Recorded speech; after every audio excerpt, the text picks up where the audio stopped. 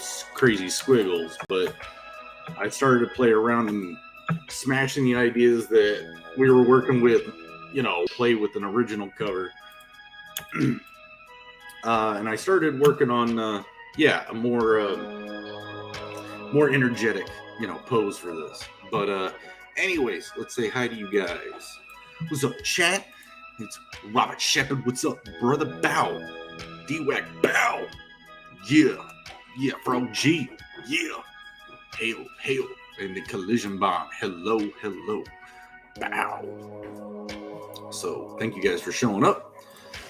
It's going to be kind of a chill one, I'm guessing. You know how it gets. I start rambling as art happens. So, I really want to get DePestro done. So I can continue moving on to other aspects, like back down here. Now that I've got those one pages done of Tulabanya, that's kind of a nice little snapshot of that. It's going to be tucked over here. And then we got this airship blasting through these figures. And we'll be seeing kind of the treetops of Tulabanya in the blue sky, kind of like we've seen on those other pages. Which I could go ahead and bring that up again. I mean, it's always kind of fun. You guys get to see how far things are coming. So, let's get that there. And, you would be wondering, like, okay, so it's been a week. What have you been doing?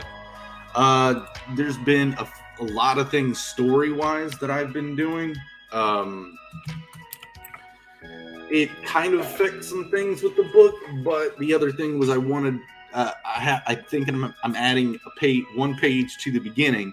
That way, when you open the cover, you got this nice explanation of just like kind of like the loading crystals, and then it'll be something nice, something quick, subtle, and it won't tell you everything because a lot of the other stuff it just gets pretty big. So.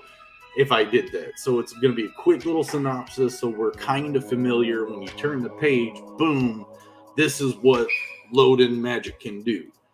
So, or load-in crystals, this is what they can do when they're harnessed. Oh, what's up, Jeremy Burtz? How you doing, bro? Yeah, bow. Bow. Bow, bow. So that's the idea is I got to pick. So I was calling this page 1 and 2. Now it's page 2 and 3. A lot of you guys are familiar with creating comic books. You kind of know the reason why. It's the turn of the page thing. My first idea was just having like a blank page with some phrase on it that sounded smart, that kind of summed up, the overarch or the meta message of the story. And no, screw Facebook. That's their new name now. Meta. That's creepy. Metaverse. It's weird. Or that's what Facebook or Zuckerberg was talking. Anyway, that's not what I was talking about. Just shit I saw today. So going from a proper page 1, that's a good, introduction into what it makes that page turn much more potent in my mind. So that actually starts chunking up the book a bit just by one page. But I had to think about some other stuff too, and I want to have that dialogue with the audience about it. It's like, I don't want to make a book thicker just with pre-production art or anything. I've seen some people do that, but I'm not quite too sure if that's the good idea or bad idea. I'm kind of wanting some input if anyone has any. Like, of course, it'd be great to have a bigger book that's all story. This being my first book, I'm trying to keep it manageable for my first go. And over time, the next books, they'll get a little bit larger. I'll get a process that's honed and quicker. The big contention that's in CG right now is books coming out on time. I was actually in the chat of a stream where it seemed like EVS was having a little bit of, like, having someone coming at him a little bit. Hey, I backed this book and it's still taking a while. And so I'm in the chats going, good art can't be rushed. And by the way, the figures have fulfilled. Like, Joe got his action figures of Cyberfrog. So, and the packaging looks great. And Salamandroid is huge. it's awesome. So like the guy's building a brand, you know. So and then the price of the book, the quality has to be there. You know, we're not paying $2 for these things. We're paying 25. So give the artist the time to give you a book that you're proud to say, yeah, $25, that was well spent, because I have, and I know a lot of you guys have. And the quality is, I didn't know that comic books were in this quality space. You know, like you all know I'm coming from Catapano's fandom coming in, and so now I'm becoming a big fan of them because I'm having to dive into it myself, and it is a really cool thing, and how many neat ideas can come out. But back to, again, I'm running off, but quality is the most important thing. That's it. If you give your audience what they pay for, then that's basically it. You know, but if you're a big company or corporation that has data points over decades of selling stuff like this, and you got all your printers locked in, you got everything locked in, that's good and great. You know, indie comics is very small teams trying to pump out stuff and quality that's competitive, and I think we're doing it. You know, maybe it takes a little bit of extra time, but it's COVID related too. Shortage on everything, man. Inflation's happening too. Like prices went up. Those inflation numbers came out for us. You know, don't go rent a car. It's 40-something% higher. It's just keep creating these good books. And I'm talking about it from a creator, but I've also been a new backer of them too. So there's still some books that I haven't got yet that I'm getting a little, hey, where is it? You know, but a lot of the people that take responsibility for that communicate. You know, they tell us, they update us. There's some that aren't. Some projects I even been involved with that I don't know when that book's coming. It was promised in June of fulfillment. My family got in on it too, because it was going to be my first like comic publication. So, but yeah, we don't know where that's going. At least the guy's not talking about it, which is a little nervous. You know, I mean, what is happening? Like, do you just stay patient? I can understand being a customer on that end, because I'm sure some of us, a lot of us that back these books feel that way. So that's my biggest thing is I'm trying to get everything right with the art and get it finished, and then get into the final like prepping of it, like before going to printers. I want to make sure all that's basically vetted before the campaign ends, basically, and even starts. That's my aim, before the campaign starts. So the idea is I'll get this wraparound cover done. I'll try to get that page 1 in there, but if I don't, we'll at least be getting these 2 pages and my page, and this page 2, and then I believe one more page, which is currently the page 4. I think I showed that. Hold on. Is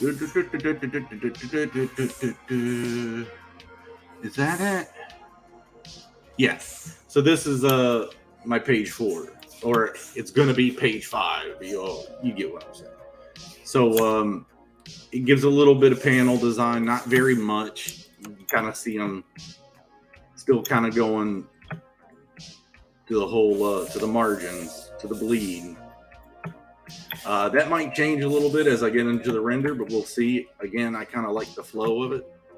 So, but that's the idea, is I'll get these done. So these are my advertising pieces for one, and then I'll start getting the rest of the book done. But the idea is to take these and then vet a printer, and this will be my ash can.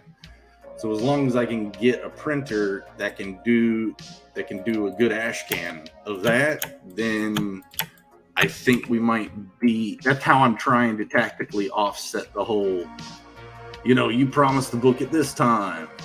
So how long do we have to wait till we actually get it? Well, I want to know. I want to know that for sure before we go. There is no. I'll get the book done and kind of wing it when I get there. No, I want to plan ahead of it. So, yeah. So back to this. Talking a lot. Not enough drawing. Noah said he wasn't going to be able to make it either.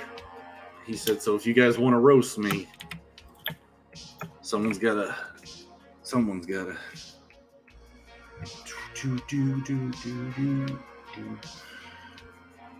So I can either render some of that out or finish my hard line before getting into the crosshatch. I think I should do that. Crosshatch is easy for my brain to kind of start to flow with, so it's kind of my cop out. But let's do some real. Let's make some choices. All right, so this contour of the loincloth. Clean up that. Yeah. Not too rigid. Yeah. It's supposed to work in straight lines when it comes to fabric. You can kind of see that in a lot of my angles. Fabric is usually these straight angles, but I don't try to get too pointy. And the thinner the fabric, the pointier you can make those angles. So the more rounded, obviously, the thicker. And it's pending, I mean, of course, if it's a rigid body, I'm just talking about, fabric. You want to kind of go as straight as possible with constructing fabric.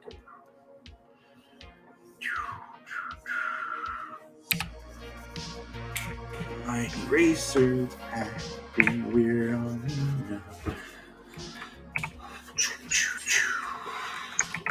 So it needs to come down here. So I have this plane there, and that go. That makes it too long, but that does it. So, what's up, D Howza and Peter? What's up, dude? Yeah. What's up, guys? Bow. Thank you. Appreciate you. Oh, guys, D's got his Kickstarter comic. Don't get mad at him. But his Kickstarter comic page. Is that in sign up, D? And if it is, I'm going to probably say this. I'm pretty sure you have a wrench. So if you do, feel free to pop your link in there. I'm jumping into YouTube now just to make sure. Yeah, you got a wrench, dude. Oh, cool. Okay, yeah. Sweet, Frog G. Thank you, buddy. Yes. So, yeah, guys, go sign up in D House's book. Go sign up for Beckon, too. Beckon Recourse. That's what we're working on right now. So, as far as the scheduling is, you'd be like, well, this guy says he wants to get all the art done, but there's a hard deadline. The sign up is there. So, we all pretty much understand that once that sign up goes up, there's a 6-month hard deal with Indiegogo that in 6 months I've got to be ready to launch. It will launch. So that's kind of why I was a little nervous about some time loss this week. Because again, we're in another, I just got done with the double page. So, but I'm trying to get all the bulk work done. That way, the only thing I have left to do are the sequentials, the actual sequentials. So get all the bulk stuff done, get the advertisement stuff done, and then dive into the rest of it. At least that's how I've been seeing a lot of people, some good campaigns kind of seem to have everything ready for the advertising. So that's what I'm doing. Kid Nebula, yeah.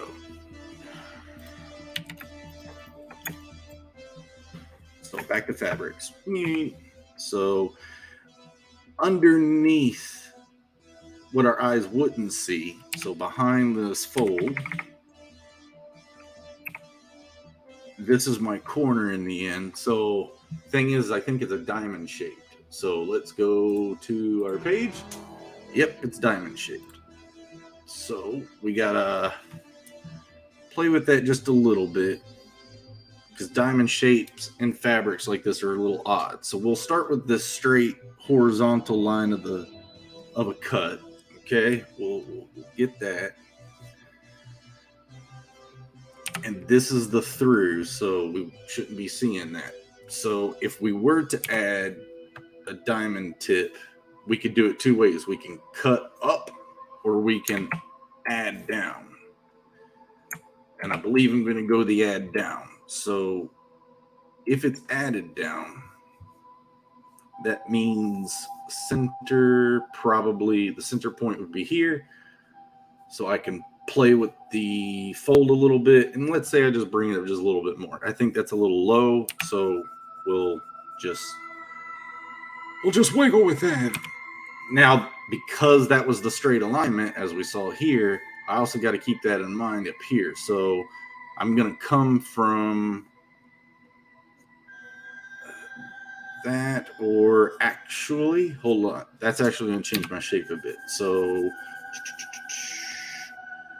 if I try to talk about it, I'm going to confuse myself. So here's what we're doing. You'll see it. You'll be like, oh, yeah. So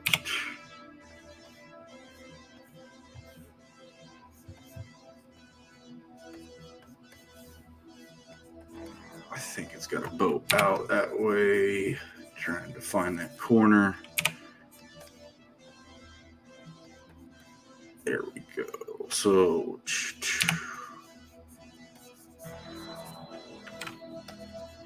let's play that a little bit more, maybe.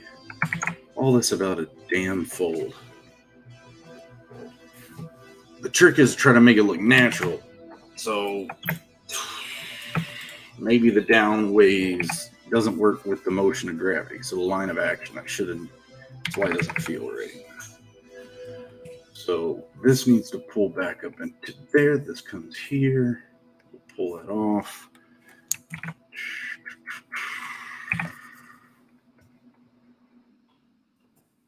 See, just a little bit of exploration the first time. Generally, a good gesture should come out the second. So our tip is there, or one corner. And I'm through with it. I got to clean those lines up, obviously. But let's carve that up.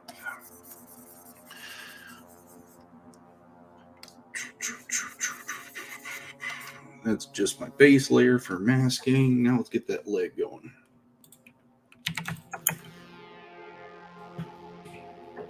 So the muscle, the knee would be here. So we pull the fabric. We got a fold. Maybe not so drastic. And the folds are usually those zigzag Z patterns. So if it's really bent, you get these shapes that are tight, and of course, like an accordion, less of the angle, less of the squash.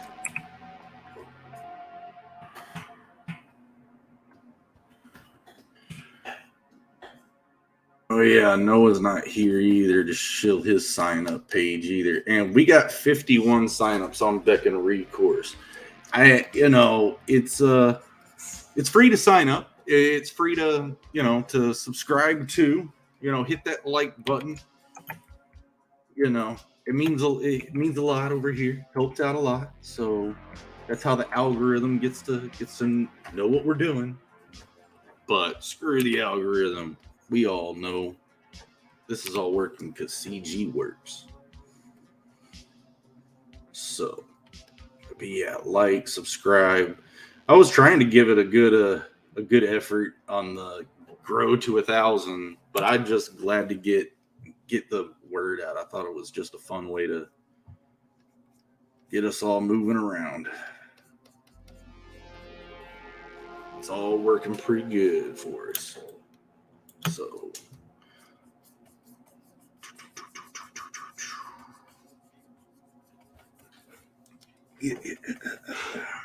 just kind of chicken scratching a lot of this in. Because, of course, I've got my very basic gesture underneath, but so why not draw it clean now? Sometimes I like kind of working from a little messy line based off of a really wild gesture. It allows me to kind of keep that. It keeps me from getting too stiff with it. Even though my fabrics are all done with straight lines, that's a lot of starch. I try to keep this natural flow with things by relying on the capture of gestures. Right when I got all the stuff put together, that's when I go in like a graphic artist, start making all these lines look pretty.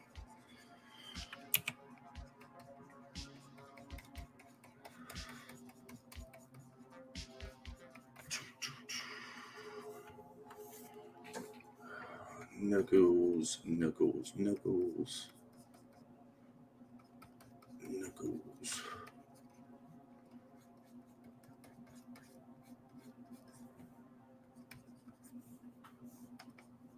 Knuckle needs to come back some more. There we go. Knuckle. Not rotate. Not that. There you go. And then pinkies up.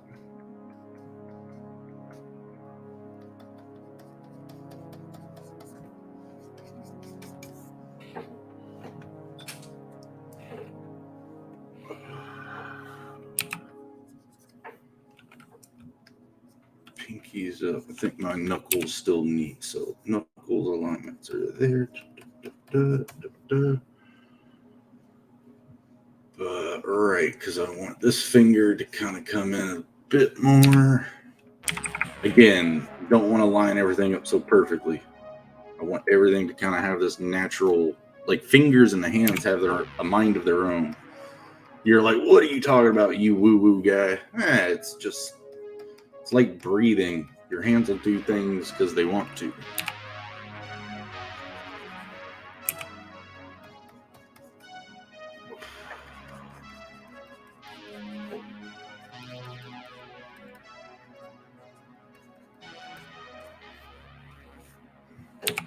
I watched this thing about one of the Soprano characters. One of the actors actually spent time in the pen, and he has this habit of putting his hands in front of him all the time. And it seems like he's fidgeting or massaging his fingers. But it's in an interview, he explains it and says in prison, you want to keep your hands in front of you at all times to deal with any kind of, problems. You don't want your hands in your pockets or anything, But I just thought, like, the hands do a lot of stuff. They say a lot.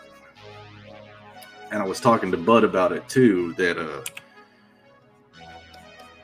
the hands really do tell a story. So the hand gestures and the way they sit and the way they hold,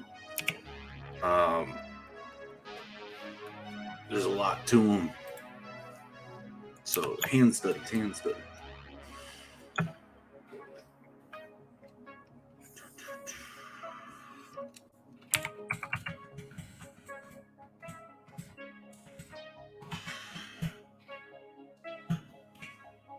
So yeah, with this being monkey feet, very human proportion monkey feet. Get my fingerless gloves in there.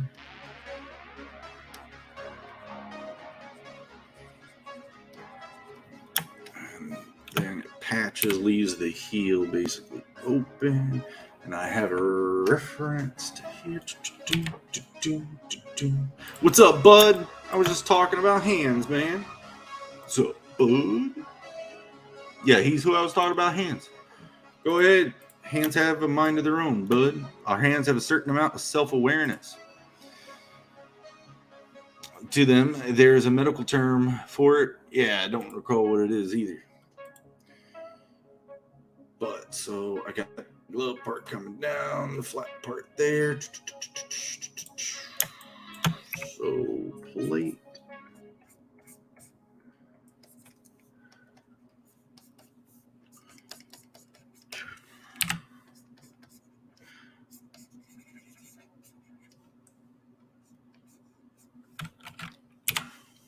And one more look at that. Okay, I got this and then that around the ankles.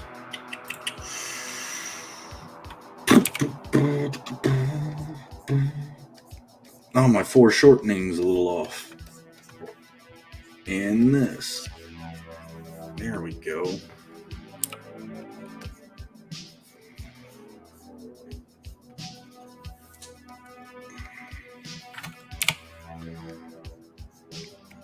Foreshortening, to me anyways, the way I approach it is ellipses. Your ellipses have basically tell the direction of something, right? And so those were pretty squash ones, but again, the more you see how the turn happens. So, crash course, foreshortening. Yeah. These get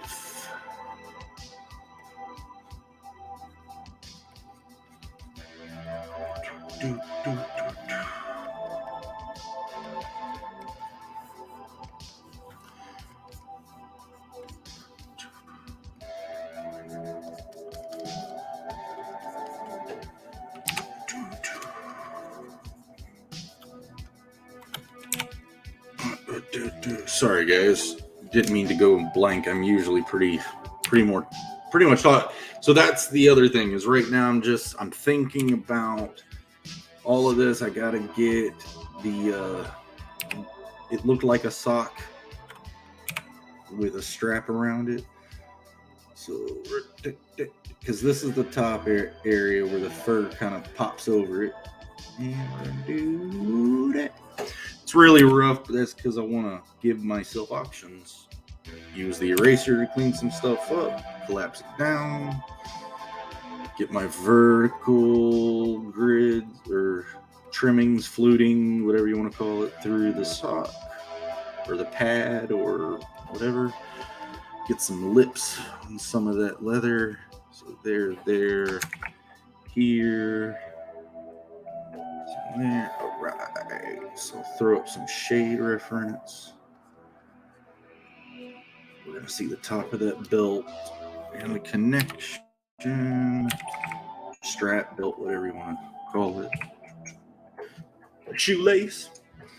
Get some shading scribbles on one side. Actually bring it down quite a bit because I want the other dark here because the light will be hitting from this side. The bounce light, rather. So we'll have that dark transition area. Mark out where my light's going to hit here, hit here, hit here, hit here.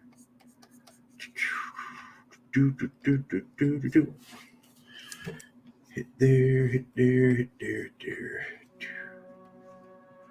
Okay, so now that we got that far, yeah!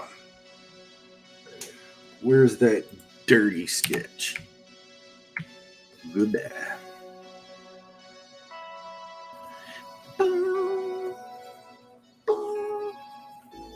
I tried to find a new playlist this time, and I think this same song shows up on the one I've been playing for a while.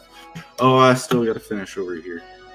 So let's dive in, carve that out, give me my hand a little bit of a eraser fun. Eraser fun, yay! All right.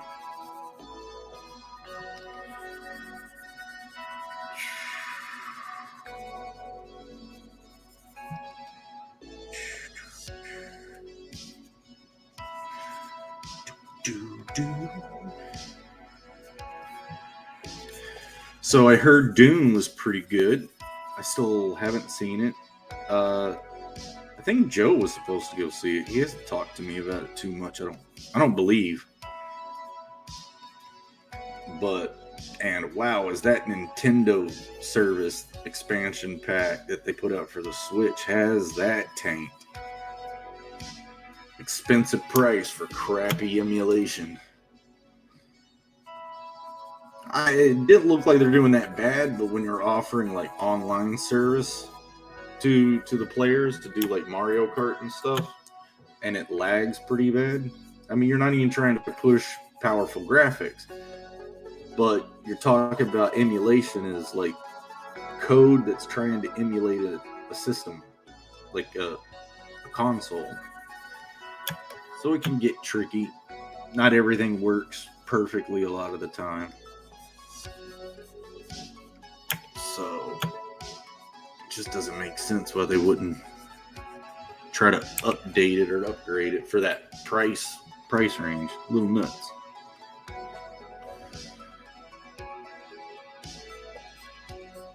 Actually, now that I've done this, I could have told you guys a much neater way of how to fix what I did earlier. So I don't get reminded of that. There we go. You're like, what was he talking about? It's just sometimes looking at your contours from a different vantage point, kind of like, I like that choice better than the other. So, again, it's still pretty vague. That's why I throw a lot of lines down. It's not me being sketchy and nervous, but it is me not making a decision, but I am wanting to give myself options.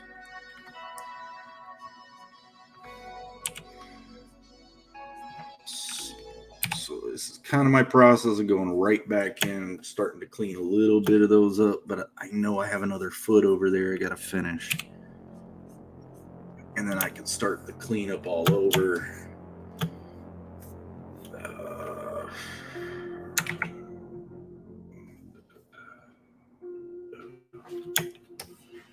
So I did that full zigzag, tried to get the tension of that. I need to figure out what I'm going to do right here in the crux of the knee. So fold.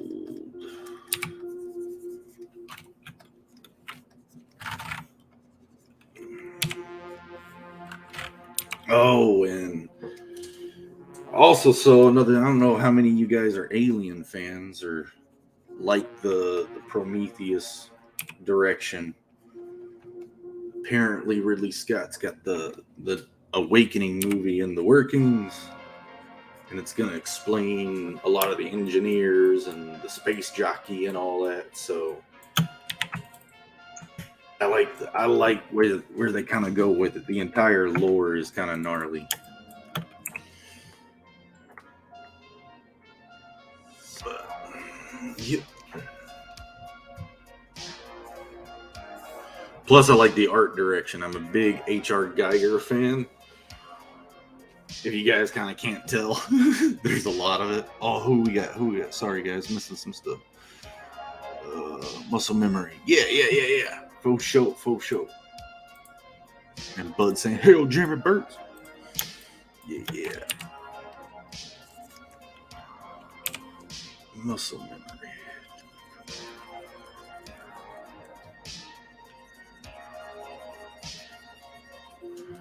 Oh, I'm cross-hatching again. Damn it. Not supposed to be doing that yet. I got processes. I got phases. Okay.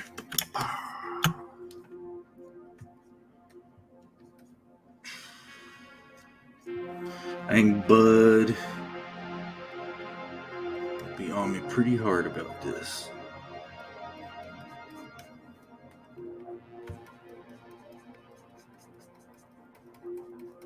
So I want to show the desperation in the hand's body language. Well, this isn't a hand, it's a hand foot. It's a monkey hand with very human features and proportions.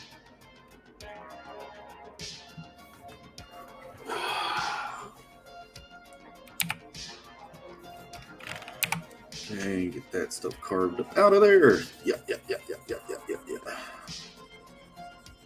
Yeah, not too much of a funny stream. I did go to I hadn't been to a Cracker Barrel in, I guess, way before the pandemic.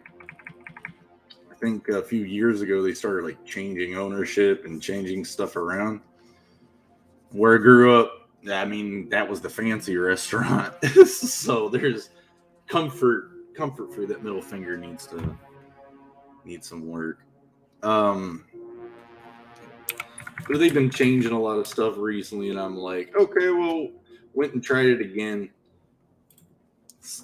for the first time in a while, and I don't know, I didn't like it that much. I was like, come on. The big thing was the chicken strips. Simple, honey mustard, all that stuff. It's so good. It was so good, but they changed it. As we're leaving to, and we're paying for the food, there's a sign up that says, due to bank coin shortage, we are unable to give you exact change. So I'm like, what is I mean, I understand what they mean, but does that mean there's a worldwide or a nationwide shortage on coins? It just seemed a little odd.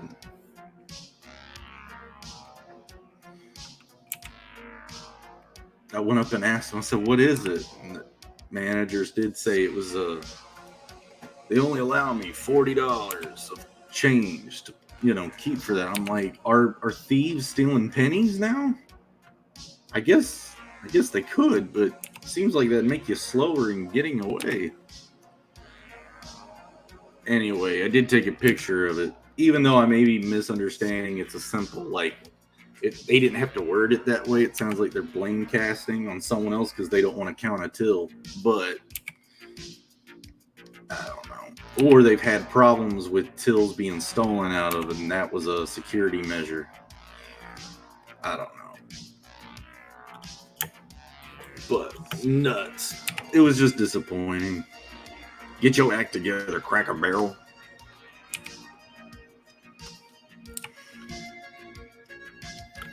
But their Twitter is insane. I mean, their main pages or their tweets are just like you would expect, but the tweets and replies, oh my goodness, go check that out.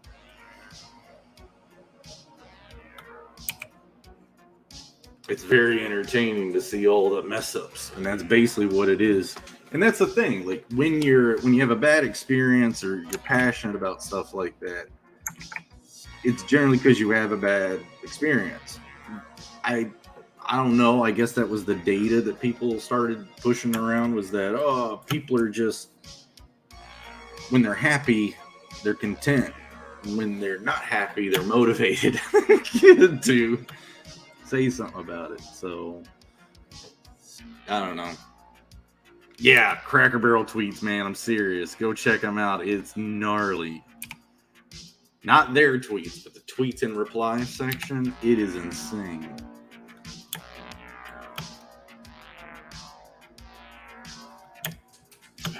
Hello, Amanda B. How you doing? Sorry. Yes. Hello. Sandwich queen.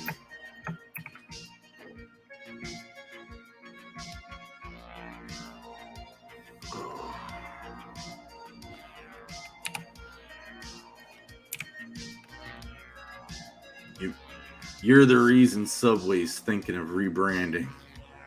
You're killing them with those sandwich artists. Awesome.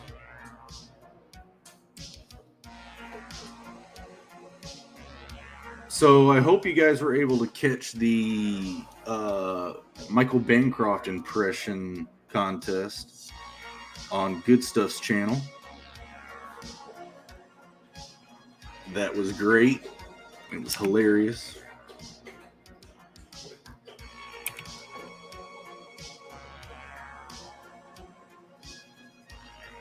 And then there was also Corey Barton and Clayton, his older brother, were over there on Hockey's channel doing a draw contest. And I think Hockey was saying he'd try to get me and Joe on there to do some too. But Corey won out of tactics. He definitely played to the audience, but he did win. Crack, pack, bow, every day. So he played his card. So that was a fun stream. So I'm a little strong on the lines there. That was a little direct. Soft brush. Yeah, like I said, guys, the big worry with customers in CG right now are getting books on time. So I'm paying attention. I'm in open dialogue with customers. So please, the better I know what to get you, the better it's going to be. See, Noah was talking about saddle stitch, and that would probably be the way to go for the book. I've heard a few others say perfect bound is what they prefer. So I got to do a little bit of R&R and see if I can't kind of see what the saddle stitch would look like, or, with my layout, because this is a wraparound cover. It's that center line here is my fold margin. And if it's a saddle stitch, that'll work. If it's a perfect bound or squared, I just gotta make sure everything can be, even if I'm thinking like I can get this done and still have things adjustable for that. So, I can adjust things around. I just gotta figure the format that I would prefer, but mainly it's up to the customers. What do you guys prefer? What do you want to pay for? Right? So I'm just gonna make the art, but I gotta make sure you guys like the book. So let me know any preferences. What's up, Corey Barr? I was just talking about you, bro. What's up, buddy? Bow. I was just talking about how you won the other day. And on the streams, it has been noted that the smaller artists are putting out their books faster. Gnarly. Okay. Well, that's good to hear. Hi, Corey. Sweet. Well, righty. I think me trying to get in on a printer with an ash can as the vetting process is a pretty good idea. I just Eric Weathers told me to look for something local, like local printing. So and then there's message boards or DM groups that I'm in that people were actually talking about a lot of that today, like quality versus speed. And it's like, a lot of us don't want to have to deal with China, but sadly it seems that they're putting out kind of the better quality in the time frame is what some of the customers were saying. So I'm going to try to find local as much as possible. I don't think I'll ever I'm pretty sure I won't do, take the work over there. We need all the help we can get over here, but it is a quality thing. So as long as the quality is good.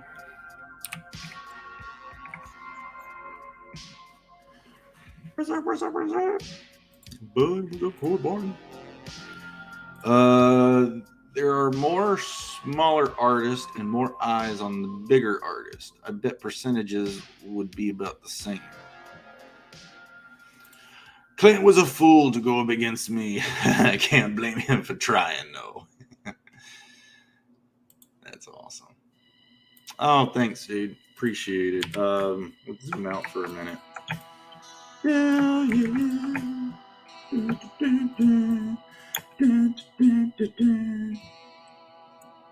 So yeah, I'm sure you could find a local vendor. That is good. I'm hoping. I think Joe said there was a couple that were pretty local Of course, that's not who we went with, but I don't think that's who we went with. And it's best that I keep forgetting, even though I think I know who we went with, but I don't want to blast people. They actually, he's back in the printing. Everything seems to be resolved, so woohoo! Star Circuit's coming soon, hopefully. Everything's back on track.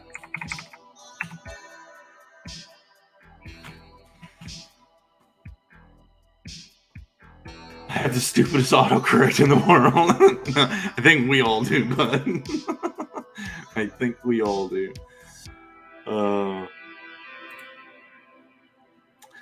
think there are a lot of unknown artists out there that are just as great as the big artists. People just don't know them yet.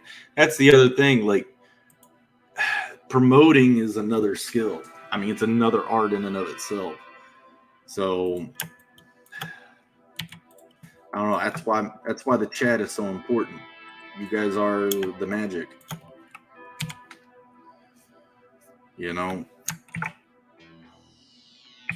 My friends and family keep me focused and support, but the chat bring, it makes it grow, and that's awesome. Where am I at? Why did I? Oh yeah, because I made those lines darker.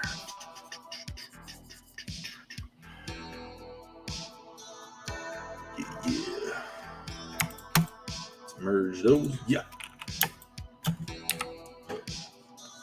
Oh yeah. So some other story stuff, like I was saying, I am adding a page to the beginning. So we got the open of the book. We got a page 1 that's gonna explain very vaguely what the Loden crystals kind of are, or it's gonna explain what they are. It's not gonna go into everything, but it's gonna be, I think, a proper, quick introduction to what that is, and then when you turn the page, you've got what the Loden crystals do.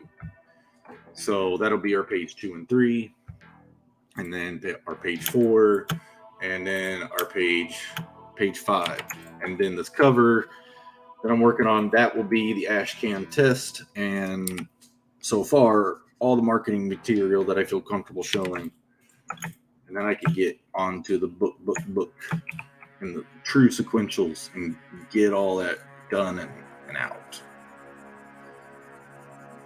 All of it has to be in a timely manner, so I'm going.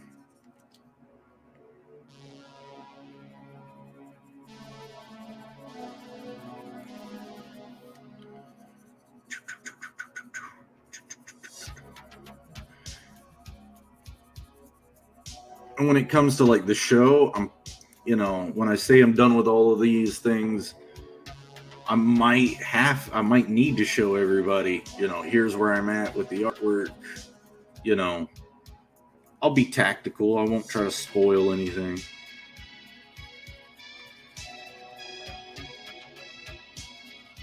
But I'll be more transparent than this current administration. Bow, your day. Let's go, Brandon. Dwight's not here. I have to speak for him somehow. I agree, Corey. That's why I've backed many books. Yeah. You pencil in Photoshop too? Yeah. Joe was kind of telling me why do that. It's a little bit faster to do it there, but that's me penciling or gesturing, if you would. And so yeah. Oh, come on. Jeez. So yeah, that's just my quick scribbles. It's just something I've developed. So yeah, I've had a few people go, how do you make your Photoshop lines like the crosshatch? How does it look like pencil? It's just a dot, with the crosshatch technique. So I'm actually really glad about the look. But yeah, basically I'm doing everything in Photoshop. It would be nice if I was doing some traditional stuff, because that would help the campaign a bit. A lot of people like getting those traditional pieces. Others were saying, and damn, that's why I'm working on a cover now. Some people were saying, ooh, it would have been nice if you did a traditional cover. So, well, whoops. Here I am working on this now.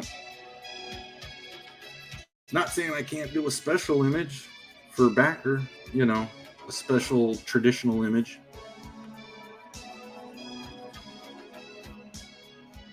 I don't know.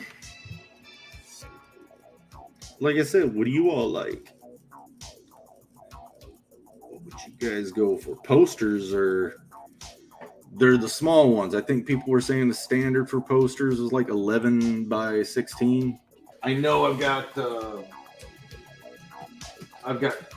Cobalt poster, and it's a good size. He mailed it on cardboard too, with a sign on it that says "Please don't bend," and it got here perfect. But I always thought you would have to parcel, like 2 parcel, to make sure it gets to places without being creased.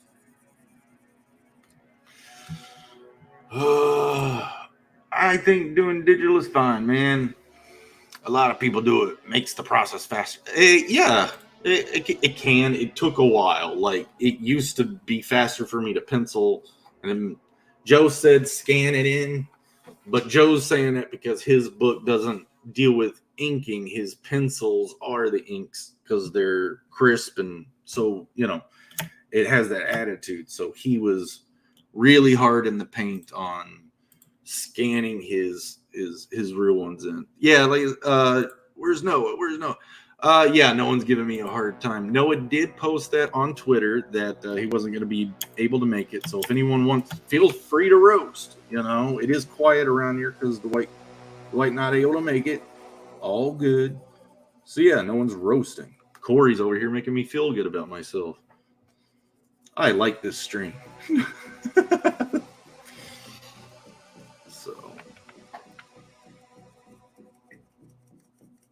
Where are we at? 8 minutes. Holy Christ. And that's CHRIGHST.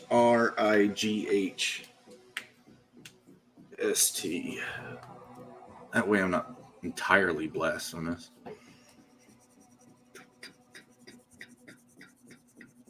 At least that's how I think Amaj says it. Jesus Christ.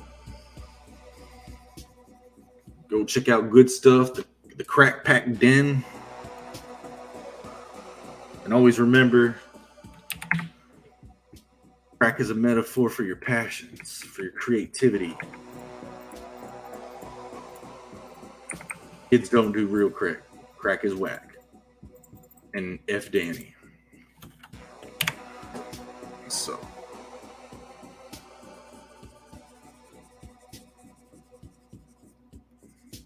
And that's real crack pack. Don't get mad at me.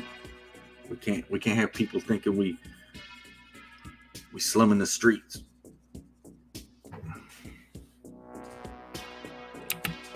We want them to be printing them sheets. Obviously, D-Wag is getting into my head.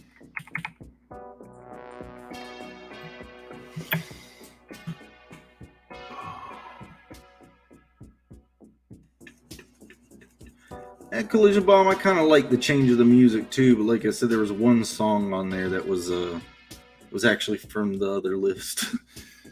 But yeah, I like the music change too.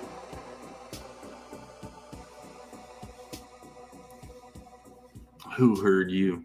Oh crap, he heard me. What, Danny? Where's he at? Oh, Noah, what's up? Oh, dang, he did make it. Okay. The king has a turn. Man, I come in and Corey is talking smack behind my back. I'm worried Noah's ego's getting too big.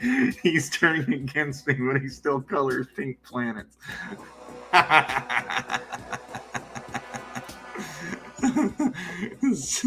See, that's your ego again, Noah.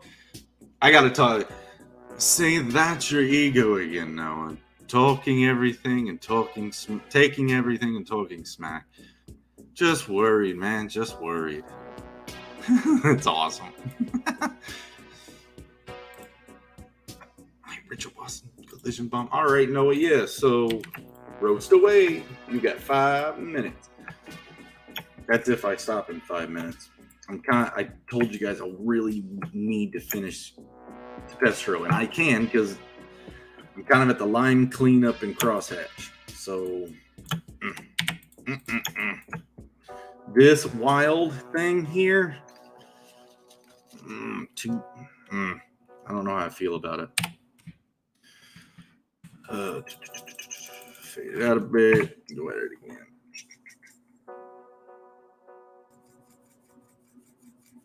Just needs to be finer. Not so far apart. Yeah, no, it's been quiet around here. Corey's making me feel good. So, and we were talking about other things. So you were the one that was kind of talking about the saddle stitch binding. I've heard a few people prefer perfect bind.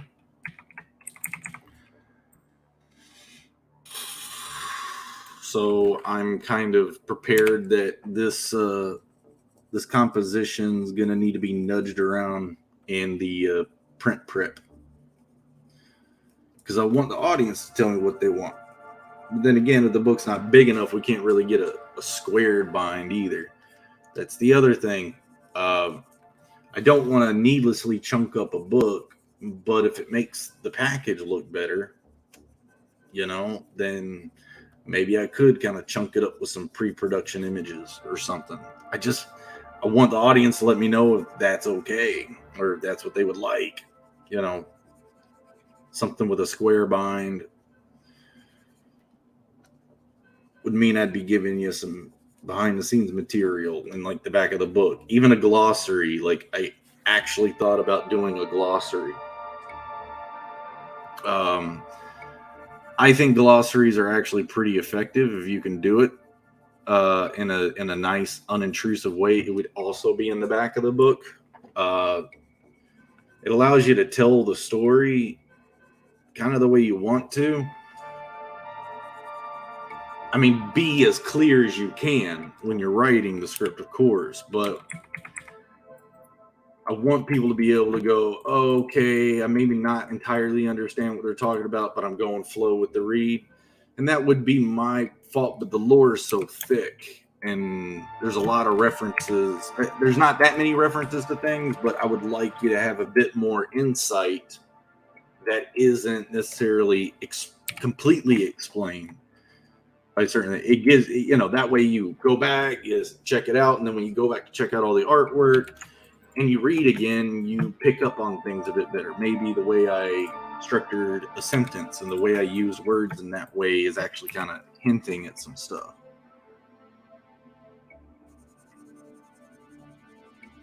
So, I don't know. I'm getting ideas,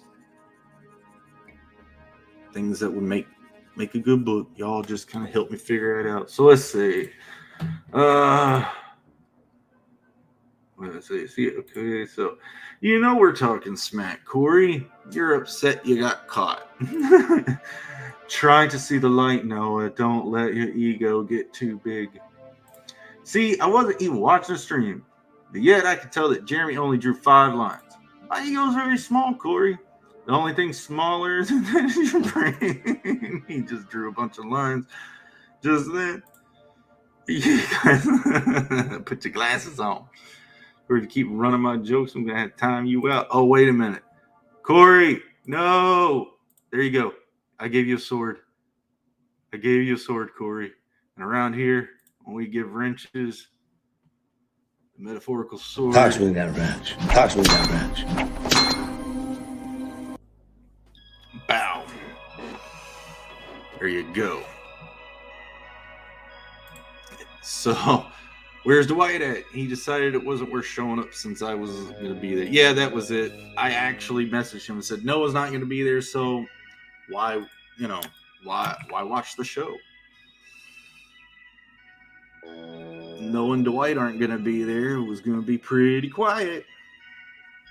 I've seen to manage. It's like we say your name 3 times and you appear. So, it's awesome. It's like Beetlejuice or Bloody Mary or all those other ones. I could ask Oliver. He's into the Kryptonites. He'd know. I don't know. Are those considered cryptids or cryptids?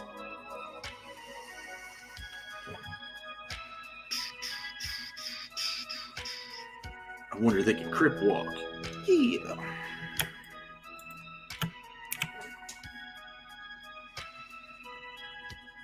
They don't work no rip.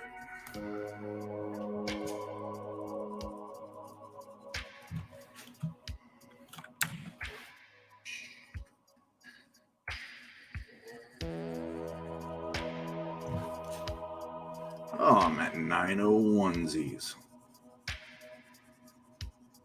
I gotta make sure the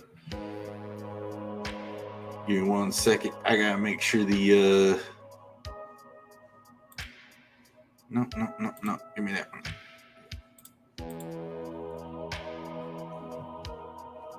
Okay, oh, okay, cool. All right. Cool. I just wanted to make sure that the music, because I did a different thing that was shorter than an hour, so wanted to make sure we're still on some royalty-free stuff. Back to, yeah, like I said, since I want to get Tepestro done, I guess that's what I'm aiming for right now.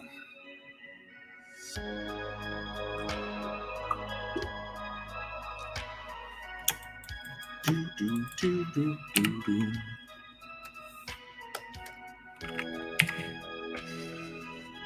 Yeah.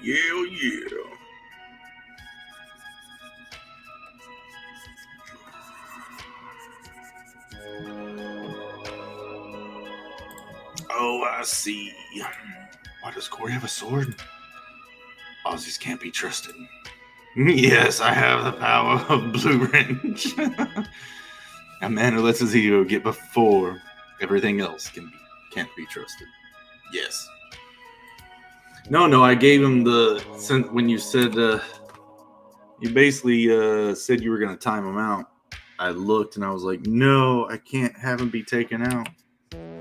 So I tried to toss him a wrench for protection, a metaphorical sword, if you would.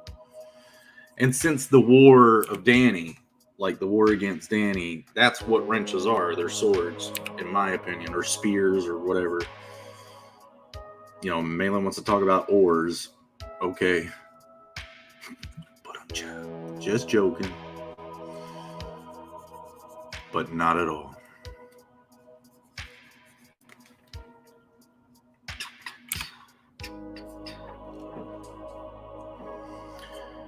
And yeah, Mr. Shepherd's out there taking shots, helping everybody out, spreading the word, dropping links.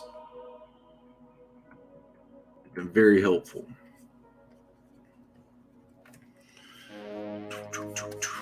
So, trying to clean up these so I can crosshatch and be finished, or at least with the line art on one character. Oh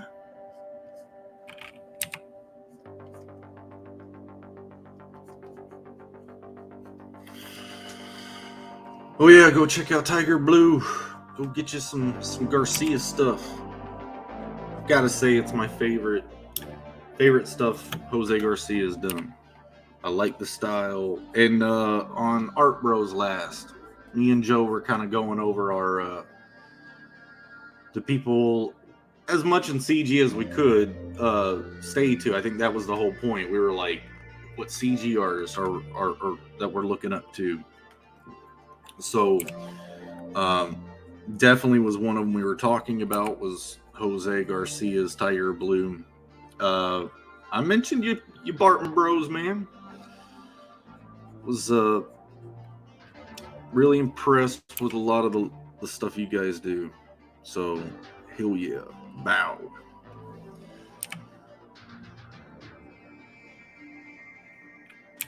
But I've heard some people say, oh, you know, what you're doing reminds me of Rockafort a bit, dude, that's awesome. I'd love that. Totally happy to see that coming across, because I looked at his stuff a couple years ago, like when Joe was starting to work on Star Circuit, I think that's when he was actually in communication with them a bit, and he was showing me his stuff, and I was like, holy crap, I love this style.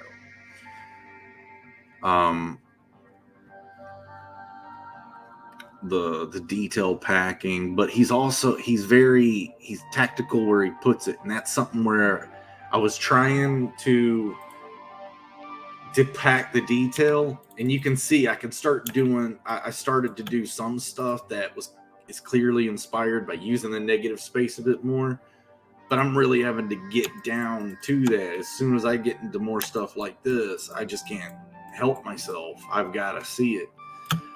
But I love what he did with Broken, and can't wait to get that.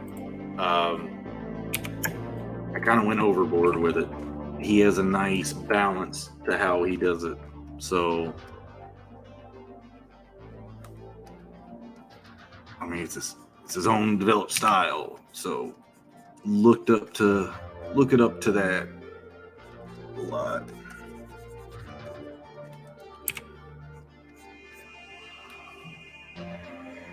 Let's see. Catch up with you guys. Corey, stop projecting your ego on me. Corey's ego is almost as big as Bancroft's forehead. Oh, almost. And I don't think so. I think he's got quite a ways to go before it's that tall. I think Corey left to go ask brother to come up with a roast for him. Corey always needs his brother. No, I was just being good, humble mind. Oh, thanks, Corey. Thanks, man. Appreciate it. See, Noah, someone knows how to throw out links. Jeremy, that show you did with Joe was pretty inaccurate. You left out the best artist of all. CG. You? Noah can't handle my good, humble modding skills. Check out this amazing Steve. Thanks, Corey. There's no need to mod. There's 4 people here. All of which are regulars. Yeah. You guys are awesome though. That, you know what? That's for people that come back and rewatch. No. You know. I can share links without dropping my ego. Look. Smash that like button because I know how humble. It's awesome. Oh yeah. Awesome. Okay.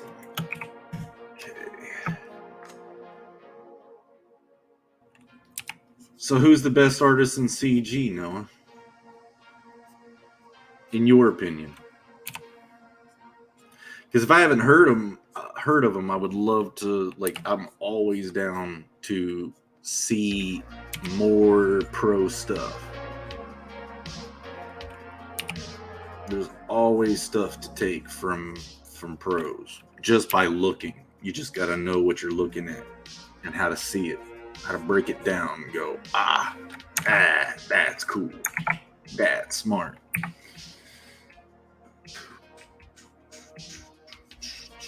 In fact, I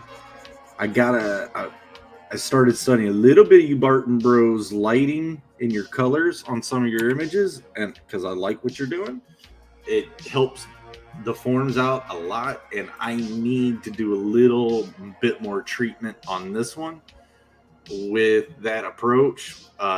Basically a second lighting pass, and then this one I need to boost some lighting on this character. The light of this thing glowing helps the eye there on an image those are pretty small, but then there's even this character here, and I kind of want them to be small and subtle because this is my visual Pavlov's gun. So we see something that's gonna come back in the end of the similar shot in the end of the book. But I'm giving it, doing it in the script early because you'll see all the prettiness, and then it contrasts with this, and you're going, okay, how do we get from here to here? So, and then we'll get there.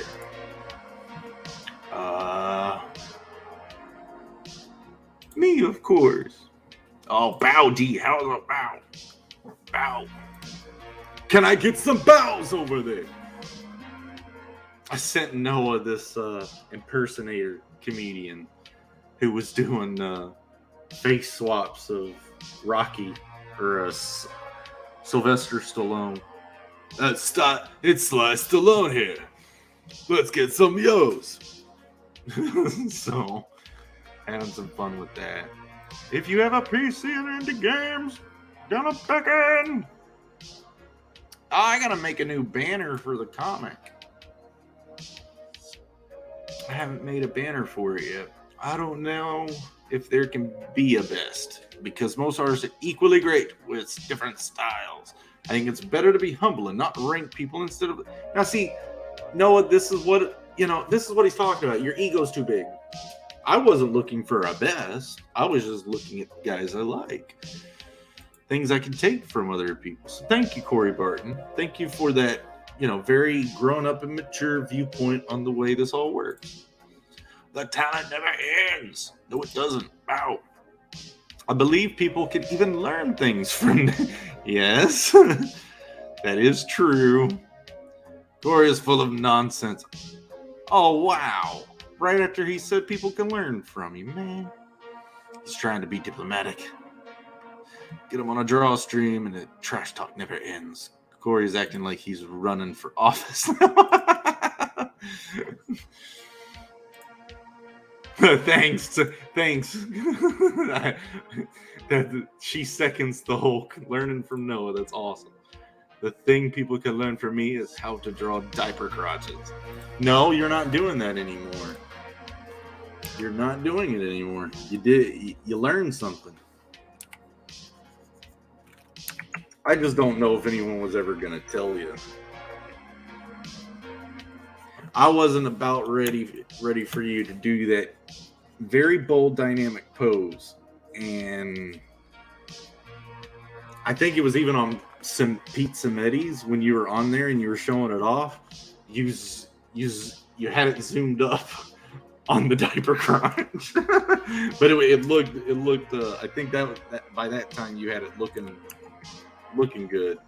Not diaper crotch, but even everyone was like, "Oh, what are you showing us, Noah?" So it just had to be right. But it's a very awesome dynamic pose. You've got a lot of good shots in that book coming. And D's constantly cranking out stuff on Instagram, guys. Go check out Dean's stuff too. Noah's making some posts though on Twitter, so if you cross media stuff, go check out those guys. Good stuffs. And Joe's been busy doing some stuff too. He talks about some of it, but I can't wait for some of that stuff to start to pop out. Star Circuit's coming. It's funny because I think he did he got the soundtrack. Is it? Yeah. Starts with a V. Vonster, or I don't want to say Voss. It's funny. I forgot what the guy's name was. Dang. But he did soundtracks for a lot of some CG books here. I guess about like 6 months ago, and it was Phil from Zade Comics that found the guy and was like, "Hey, do some CG music." I'm bringing it up because if Star Circuit's coming out, I've heard some jokes of people doing like scratch and sniff books. I think 24 Eyes was talking about scratch and sniff books. And then they were talking about like, music oriented books. Like you have to listen to the soundtrack as you're reading the song or reading the book. So it was like, I guess some people are just give me a good book, but Star Circuit has a little bit of a soundtrack to read along with it. I'm interested if people actually do that. Obviously, because I need to know. I think it'd be something fancy. I just need to concentrate on a good book. Then if the Indiegogo goes real well, and we get into something like In Demand, maybe a soundtrack, a couple tracks wouldn't be that bad. I still got some music people I was talking to for the game. But again, I still got to figure out secret perk stuff, all that. So prioritize my brain activity.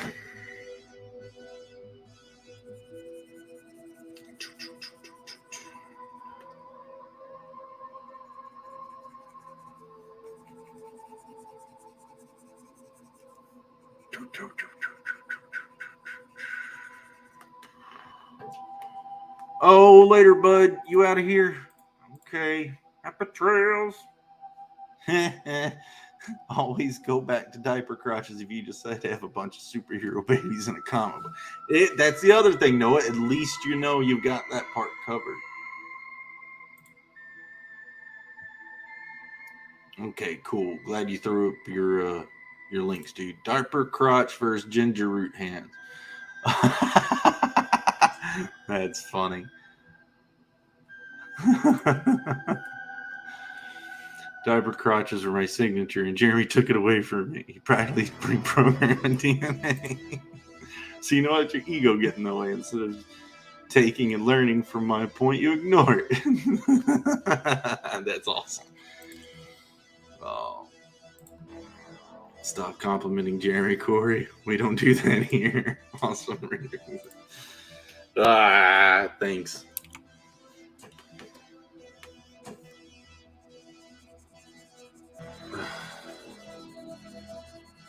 I could learn how. I'm trying to pay attention to what a lot of people are doing when they are on draw streams. And I'm listening to other things. Like Adobe just put out a whole bunch of stuff. Or they advertised their upcoming like patches or something for a new version. But they got a lot of AI in it that if you take a photograph of anything, it's like you can mix people. Like I can take a photograph of myself flipping the bird and then have another picture of, like, let's just say Joe Biden, and then it will put Joe Biden in that pose, and it's actually pretty creepily another Scrabble word, creepishly good at doing that. And then video interpolation, you can tell it to go from this image to this image and morph, but it's a natural look. It's not one of those weird, crappy effects. It actually makes the movement. And again, you got to think, you just gave it 2 images, so all the frames of movement there was just an algorithm. It's creepy. So if you're into posing and using references, that's why I'm even talking about this, is I can see me maybe using that to do poses for references, for reference images, but it'd be interesting.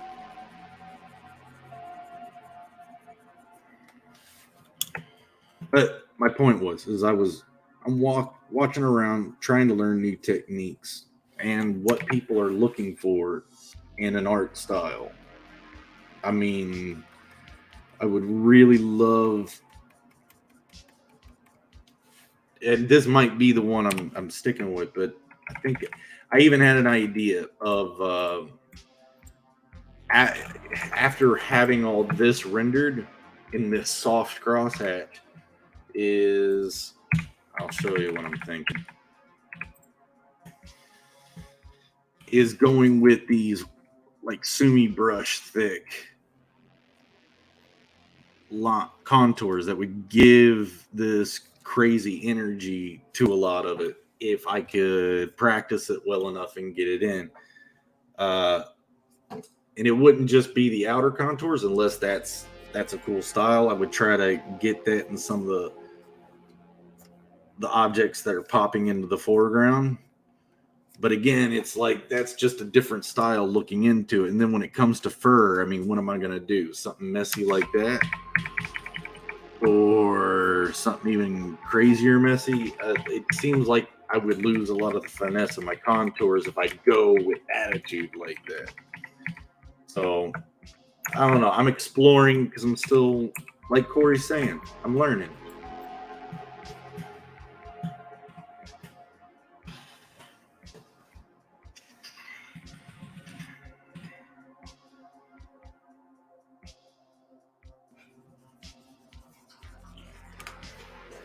Let's see.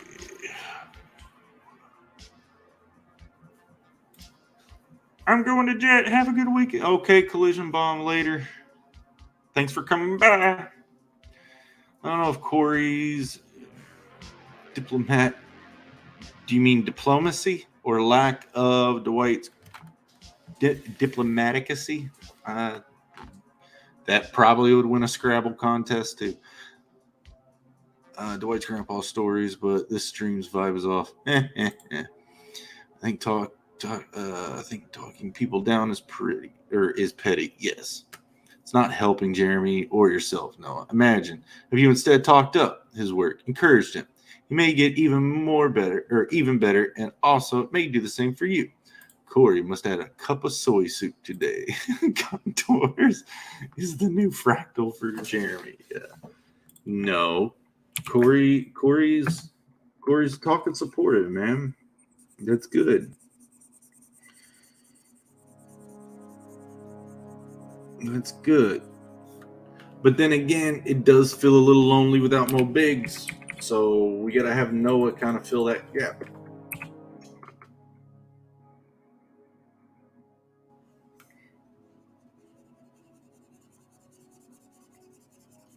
But he's probably right. No, if you feel good about what you do, you'd probably be bolder to try new things. Actually, Noah did do what he said, his best female face. He did draw his best female face, so it's all good. He learns how he does. I gotta get that fixed.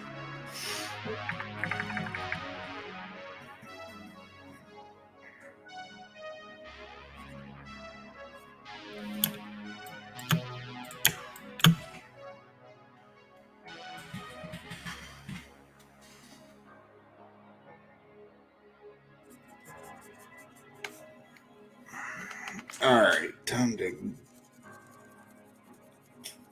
get rough on that gear.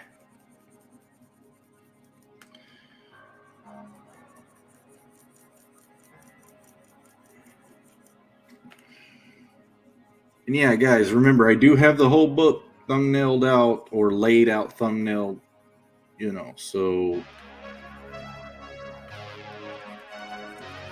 pretty stoked about that.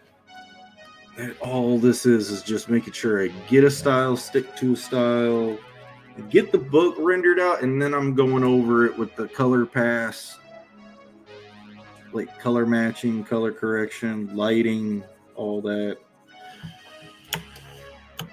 Take all the images, line them up on one single image so I can see how the color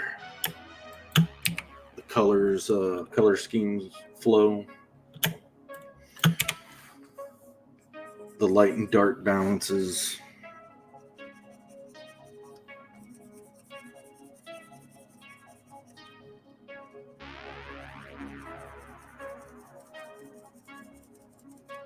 But I have got to get moving faster.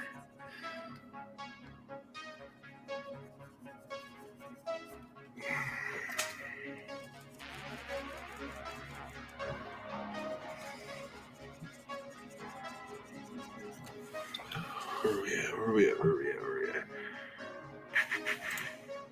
Oh, I was trying to spell that one for diplomatic, but I didn't figure it out. I don't know what's worse, the elevator music or the low T sentences being spewed from Jeremy's mouth. Wow. No, I don't actually know. I've actually been on a high testosterone diet. Immune system building immune system building diet. Yeah, I actually think jealousy and insulting people are a clear sign of much estrogen in a man. Get him, Corey. Get him. Yeah. Have an awesome weekend, guys. Later, D. It's good to see you, man. Let's get these numbers up. Jeremy, why did you have to give Corey a wrench? Well, what happened? Did he time you out? Or you just feel like you can't kick him?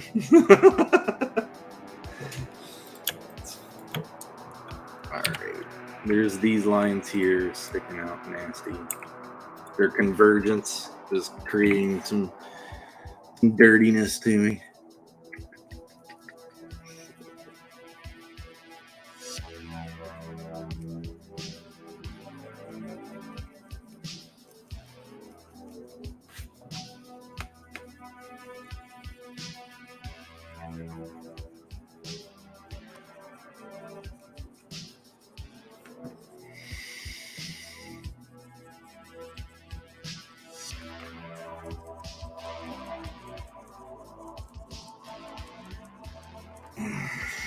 That's the other thing. I think Noah was like, why don't you ever rotate? I just never used the rotate tool and incorporated it into my workflow. I was trained on an easel at SCAD, so I used to draw on my lap or on a table. And of course, the page isn't directly facing you all the time, so some proportions get a little off. So at SCAD, it was all easel work all the time. So I learned to draw with my whole arm, so it does these things. I'm not, it's kind of how you're supposed to be able to draw straight lines pretty, quickly, is use your whole arm. Same thing with like circles too. You have to kind of basically use your whole arm with it. I've seen guys doing like perfect circle drawings on chalkboards. It's nuts. But I think it's all about their arm goes straight, so it's a trick. Because unless you're popping it out of socket or something, there is some kind of technique to that. But yeah, rotation would be I can rotate it down here and get it back. Shit. Damn it. Why would I do that and then go, oh, you know what? Keeps it fresh. Bow.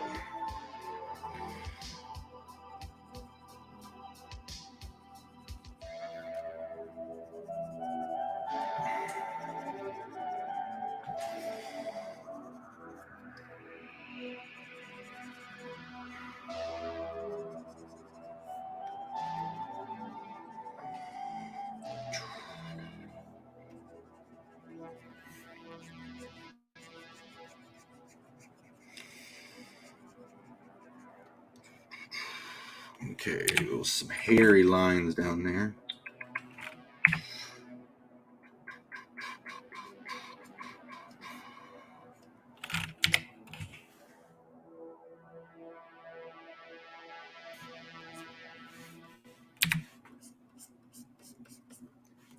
I'm on soft, don't like that. Give me that.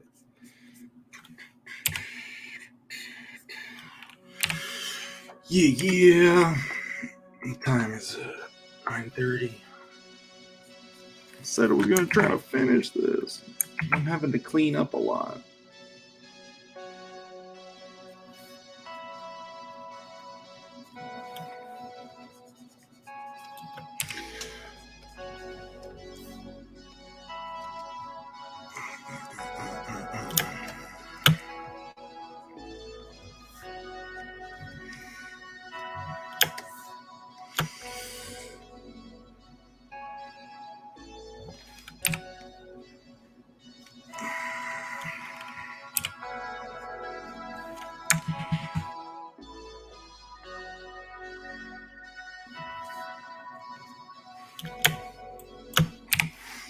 Nasty, nasty, nasty. Oh man. Let's see, Corey has clearly lost his competitive nature. Everyone's exactly, Noah. See, no one's a winner or a loser. We're all in the same path. Yes, Mr. Barton's in Zen mode. Love it. Okay, that's none of this nonsense. Actually, I learned a lot from your rendering, Zade. How not to do it? Jeremy is an important member of your chat. Please remove Corey's wrench as an important. Oh.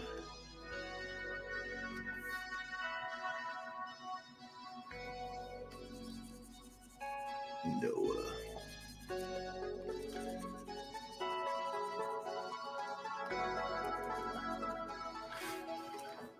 The wrench abilities is if CG is trending and if people start dropping in to a lot of these streams and start doing weird stuff,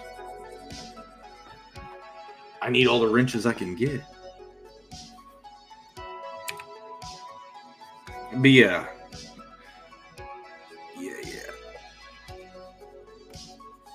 Noah usually loves exercising the roasts. And it's good.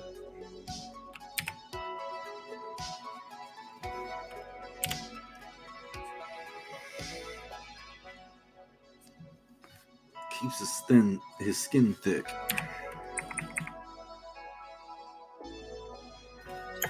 I'll be honest with you, to be real, when I started doing all of this YouTubing and Twittering, and I was really nervous because from the outside, you start to see all the craziness that happens online. You're like, I am so glad I don't do any of that.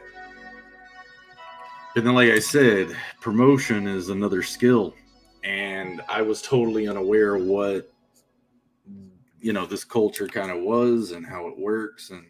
But now that I'm in it, and dude, you have to learn to take a joke, and I totally did. And I messed up a few times too, but I learned. And that's the cool part. People are cool enough around here to let you mess up sometimes. Because we all were there before. Everybody had one subscriber at one time. Or follower or something. So as long as, you're willing to learn.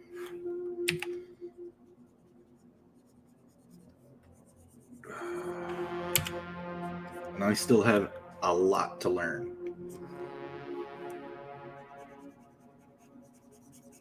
A lot to learn. Especially with bookmaking. I have yet to touch that process. I don't know what I'm in for. Joe freaks me out about it. But I'm glad I remembered that rotation tool comment you made episodes ago, Noah, because it does allow me to get some of these angles maybe a little bit tighter.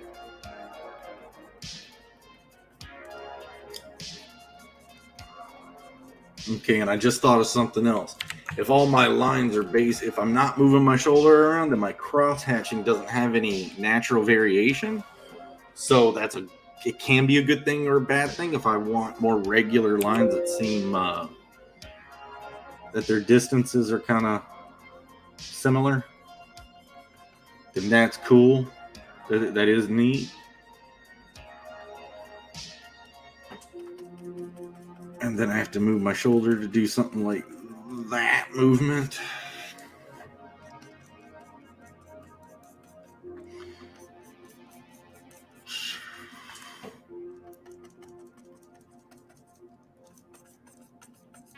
Yeah.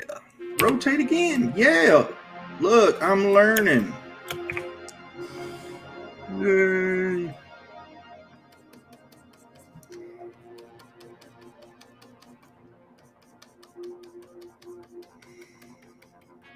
It's shake and bake, and I help.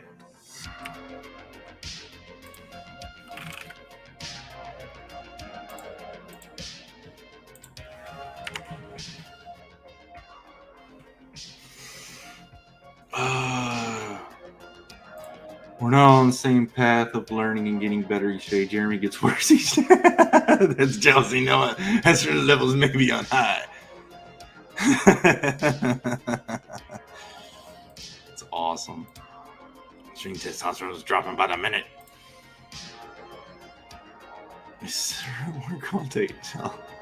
You know, I was saying I don't want to go on a diet and lift weights. He's clearly jealous of me. His projection levels are off the charts.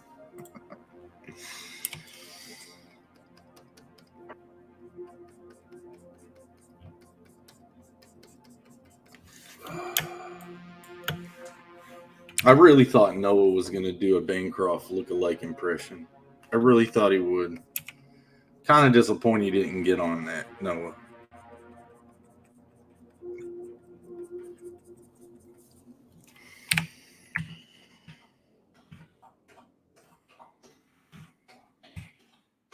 And then 0. And now I got a nice rounded surface contour. Sweet. Alrighty. Now I'm falling back into my older habit. See what I did there? Yeah. I just needed to start from down here. I kind of was in the mid of a spread and then kind of abandoned it and then started another, and I've got that there. Okay, back to rotation. Yeah. All right.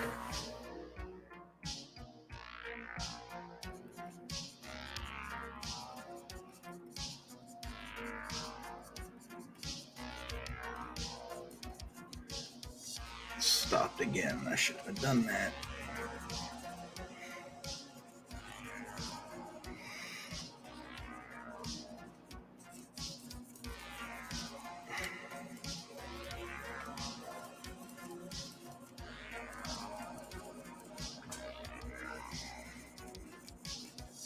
Oh, the other thing is, what's your all, if you guys don't mind, how many people use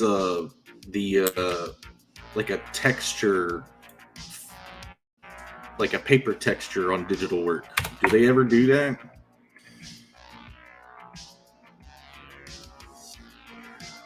I'm just gonna grab something real quick offline. I won't use it. I'll just photograph my own like Bristol board is the idea.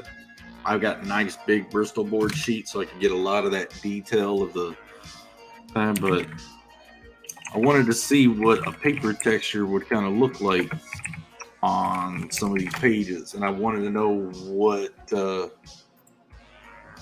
idea or outlook or opinion was on stuff like that. Anyone got opinions?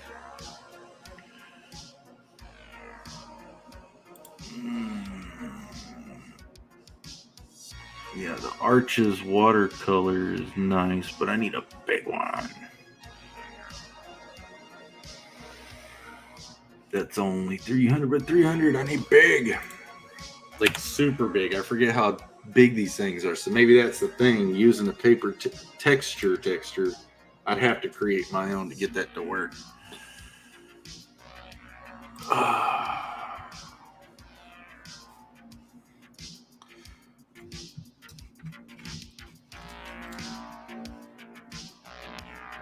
I don't know why he thinks my head doesn't stay level, though, Corey. I don't know why he thinks it blows up. I don't know.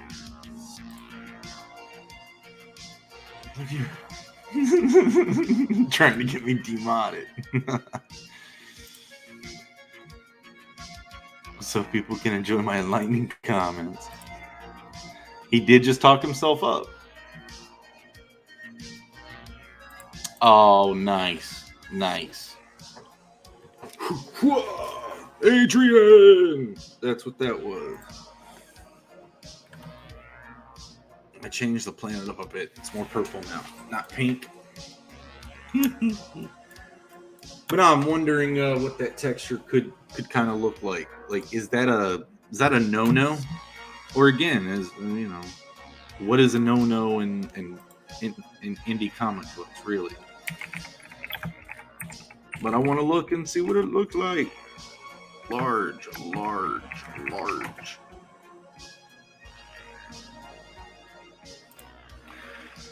Guess I could just grab one real quick and then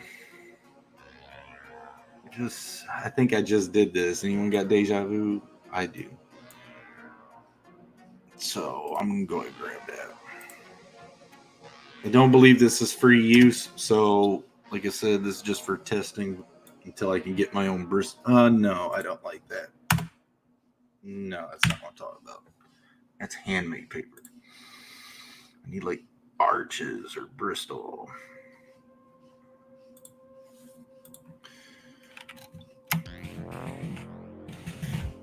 Film Bristol would be nice.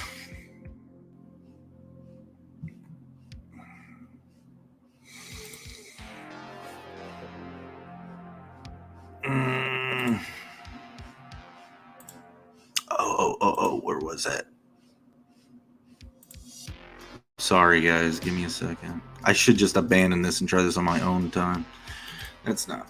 It's just got all verticals in it. I need the bricks. The lattice setup. Oh, it's like the Arches. Come on. Nah, I don't know. It's really hard looking for white paper texture until you download it and check it out. So yeah, there I went again, wasting more time trying to find that. Oh well. But yeah, I'm going to really procrastinate. He really doesn't want to draw more than 20 lines. No, I'm trying to, explore the process of. I know it's digital work, but what's the is the reason people like traditional solely based on the fact that they know it's hand done? Because other than a material difference, and a conveniency, I think there's an aesthetic to be found in the hand done stuff. And a lot of that has to do with the paper, the texture of what it's drawn on, I'd imagine.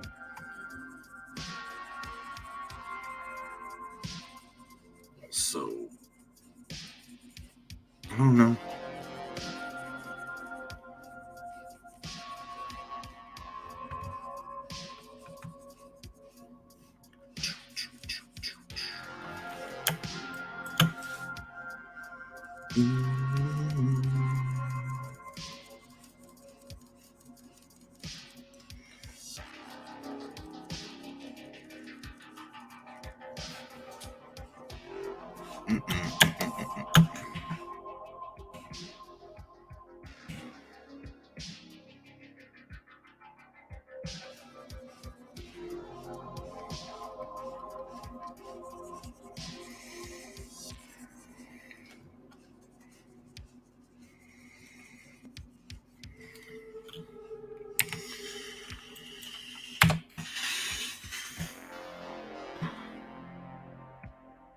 With how the tools work with the texture. It doesn't have to do with the actual seeing the texture. That it's like the ink, how it.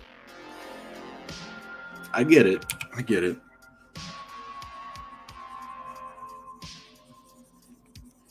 And I wasn't saying it's just because of that texture. I'm just saying it's got to be one of the elements of that adds to the aesthetic. But like you're saying, just the physics of how the ink lays on the paper when a line is pulled or anything. Yes, yeah, it's gonna take the mark making differently every time and give it that natural look. So nice. I'll still try it. Not saying I'm gonna do it yet, and I'll show you guys that probably next week. And see what you all think. If I don't like it, I ain't gonna go for it. But if I like it, I'm gonna check it and be like, all right, I was trying this out. What you think? Joe's real rough with it, so I'd probably throw it over to him and be like, okay, what do you think? He'd be like, I don't know, man. I don't really like that. I used a vignette on the page 1 early on, and I sent it to to Bancroft to check out, and he goes, "Yeah, I don't know about that vignette on that." I was like, "Okay, no vignettes then." It's funny because vignettes are used a lot with video games and in movies, but they're subtle. They're supposed to be very subtle. So I'm kind of hoping that's kind of the case, that can be a case, or else just vignetting is just bad design for graphic art. I don't know. Let's see, what are you guys saying now? I think we lost Corey. Yeah, I'm on a little bit longer. Yeah, that's what I was saying. No, I've got some big Bristol boards, so that's what I'm going to be trying to use. Oh no, he's here. Don't worry, just cooking that crack rock. Bow every day. Not real crack, people.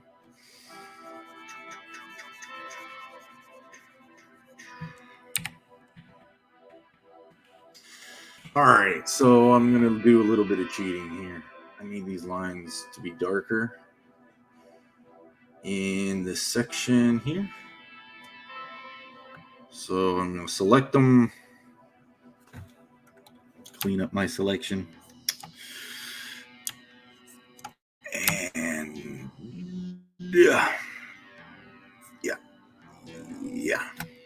and then copy, darken them, and then come in here with that fudge brush, get a nice transition, take out a little bit.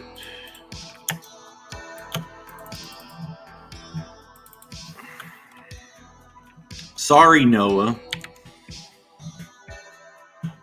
Sorry, buddy. You're trying. You know, you and Corey are doing great. But don't feel obligated. I am just trying to get this done tonight while I'm on the roll. Chat keeps you honest, baby.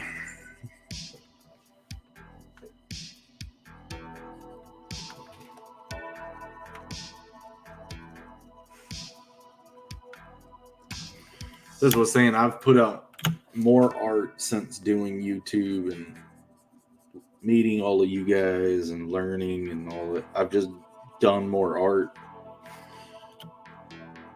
It all holds you accountable. So, hell yeah. Thank y'all.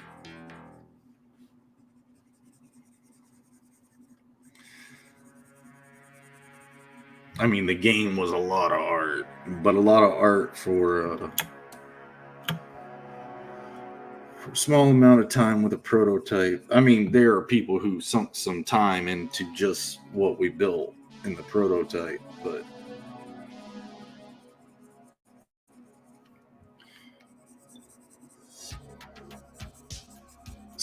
this is I get to express my finer art.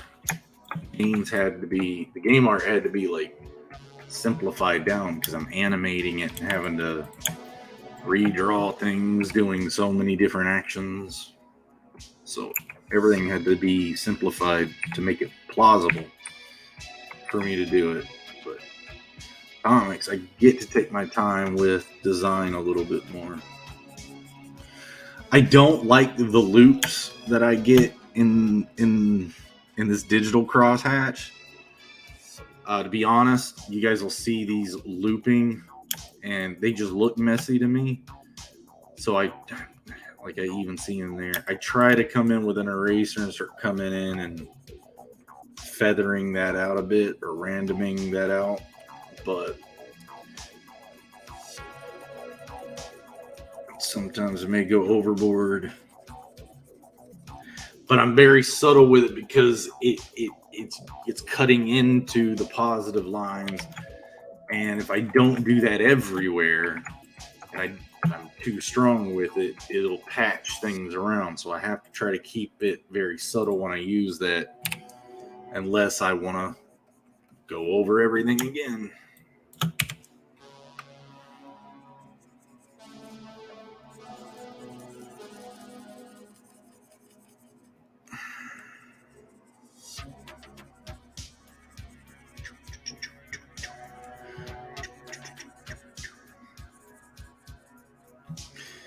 Oh no, I was saying the other day to your Jeremy only draws like 5 lines.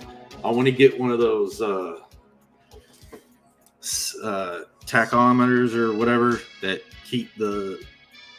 I can move the pen like this and it would count the strokes. That way we can get a stroke counter here in the stream. I wonder if there's a plugin for Photoshop I can get that would do that. But if I don't okay, so crosshatches doing this. What I'm kind of doing is this, but very thin. I can also go thinner by picking up the pen, and that's really ideal for me. That's kind of what I'm going for. But you can also see it's all its own stroke. Trying to keep it thin and kind of one single stroke, it all goes away, But shouldn't make your positive strokes based on you messing up either. So, or for the hope that you can erase or go back a lot. You can see all 3 different approaches in this just to keep it moving. See, even when I was using that eraser on there, I'm starting to get messy down in these areas. Clean them up.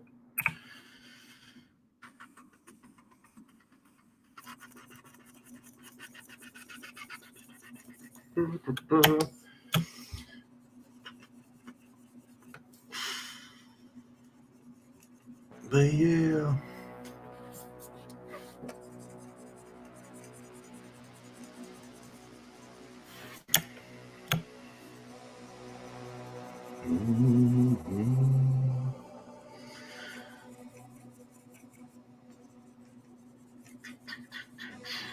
So yeah, I guess Joe was kicking boards.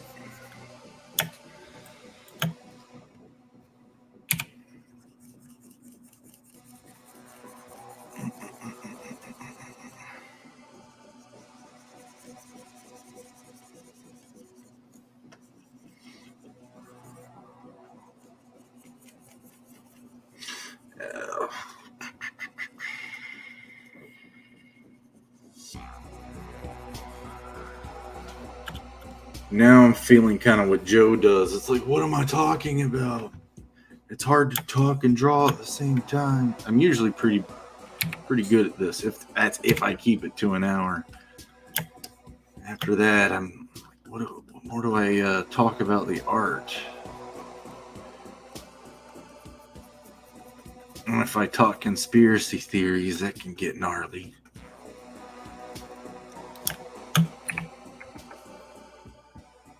But I like talking space stuff that all this is pertaining to. That's kind of been what the story stuff has been, is stuff that doesn't directly affect the comic book, but there's subtleties that it would if I didn't figure out these couple detail points over the week. And I jotted them all down in the notebook and tossed them around at some of our inner circle on the concept. And it's like, okay, yeah, that makes sense. We're just checking for plot holes.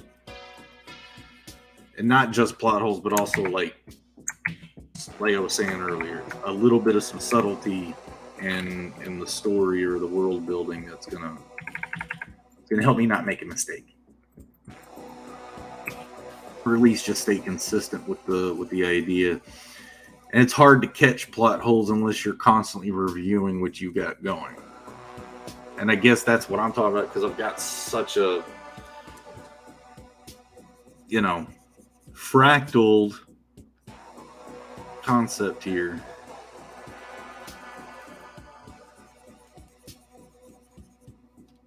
So what kind of worried Joe and me was, as I was putting it together and got the book thumbnailed out, we went over pacing, we went over story, went over motivation. I added 2 pages to kind of help out with that relationship stuff with the audience.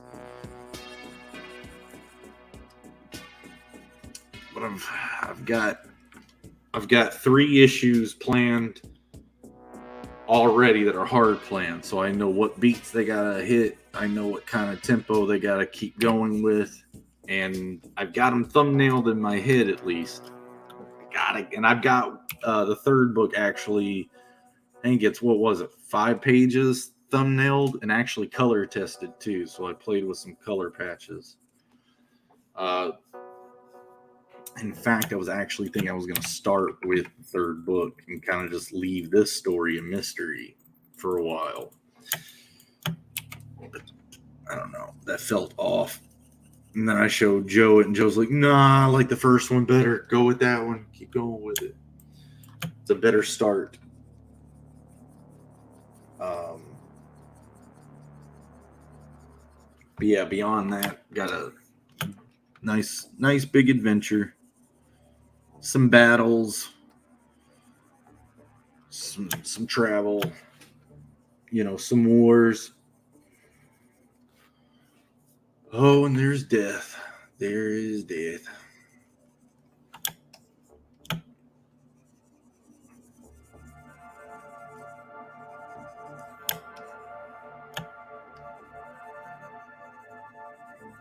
Sacrifices and then senseless deaths. I think the senseless ones are the crazier ones. Like, just narratively. Death is a horrible thing. And it robs people of the ones they love. It's senseless. You can get all metaphorical with it and be like, oh, it's a transition. We're going somewhere else. It's still sad. It's a sad thing. And when war and struggles are the means to an end, casualties happen. Mostly over the past, couple decades. I mean, there are some civilian deaths, and I can't really say too much since our dude just see it. Conspiracy theories or politics, it's easy to fall in when I start talking about the books, like deeper meanings, because culmination of a lot of stuff. Like, I grew up when 9/11 happened when I was in high school, so we watched that on the TV, and I had friends that signed up for the military. My brother did the same thing.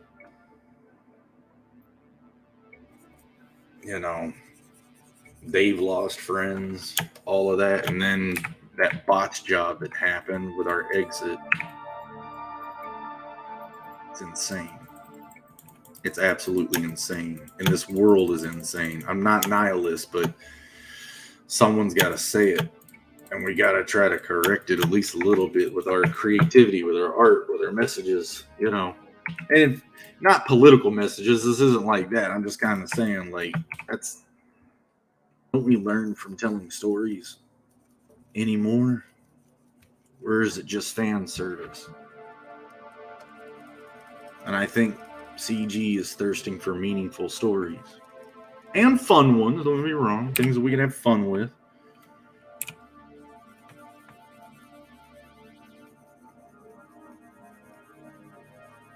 But we're moving away from what seems to be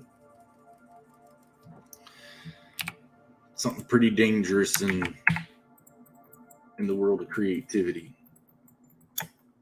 Gatekeepers, all that stuff. What EVS fights against. Hell, what all of us in CG are. It's good. I'm proud to be a part of it.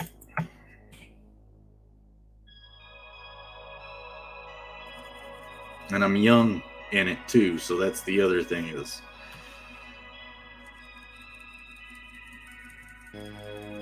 met cool people. My art's getting better. I'm learning a new way to implement it. And I did tattooing, but that was another thing I learned how to do, to survive off of art. So, but I like this.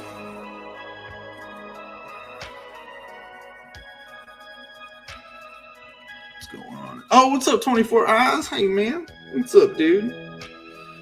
Check the back of your food packs. Also, sugar builds estrogen. Would recommend giving it up. Yep.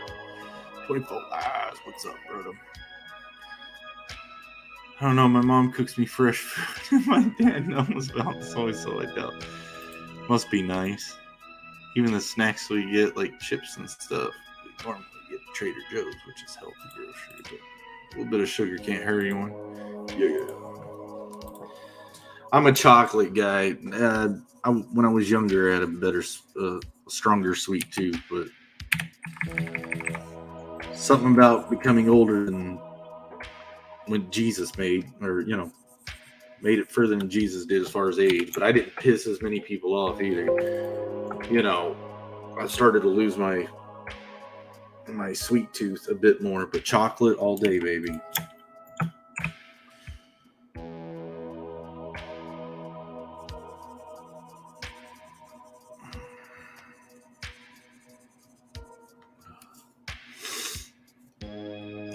Spoonful of sugar helps the medicine go down.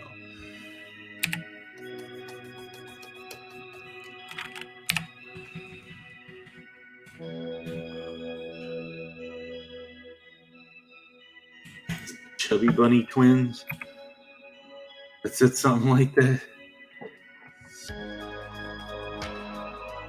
It's like our mom said you could have like a sugary dessert or whatever, but you have to drink a Diet Coke to offset the sugar. It's like, when did she tell you that? When we were kids? And you believe her? Yeah. Yeah, sugar's not great for you. Processed sugar is even worse. But yeah, a little here and there, everything in moderation to me.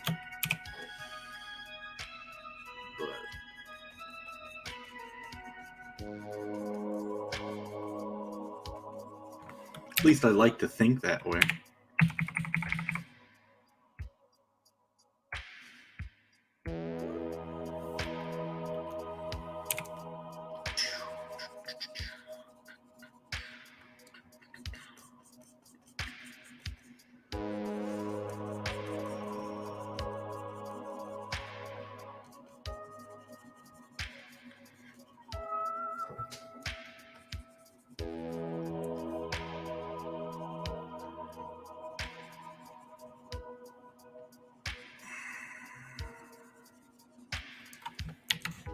Was the other thing, like, I've never worked on images this large in Photoshop either.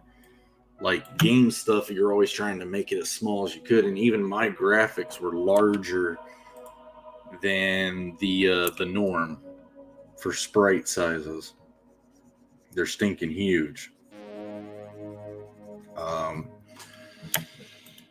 I created them at the size they would be viewed at a 1920 by 1080 resolution. So all the graphics in the game are basically created at that size to be viewed at that resolution. What that means also was we could upscale to a 4K resolution and it still look really good. So that was pretty awesome to get a hand-drawn graphic style that looked good in a 4K. That was kind of cool.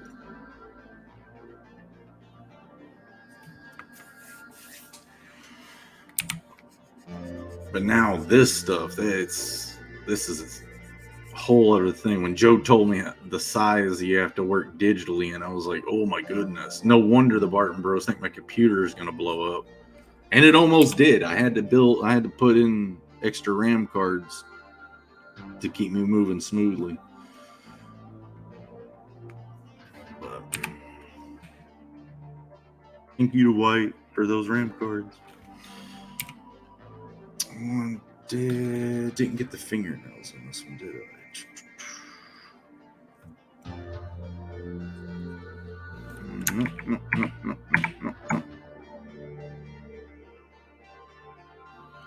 No. No. Bottom first. I don't know if I like that.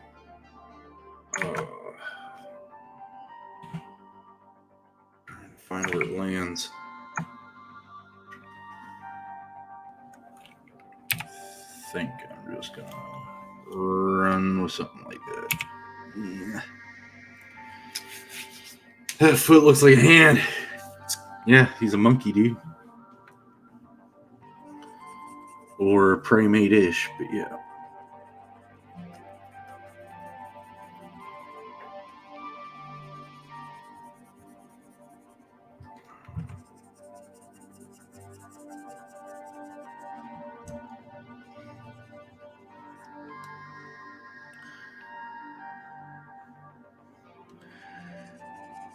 Yeah, there is a lot of sugar in Red Bulls, and I drink a lot of Red Bulls. I'm drinking soda right now. Sorry, Corey.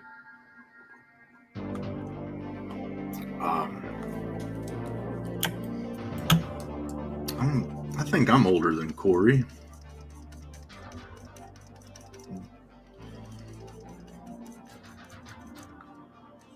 I'm 35. Corey looks like 28. That's my guess.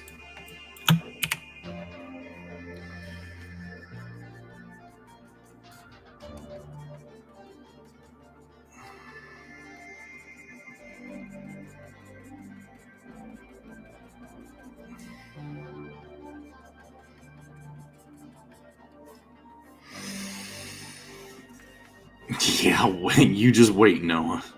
35 is ancient.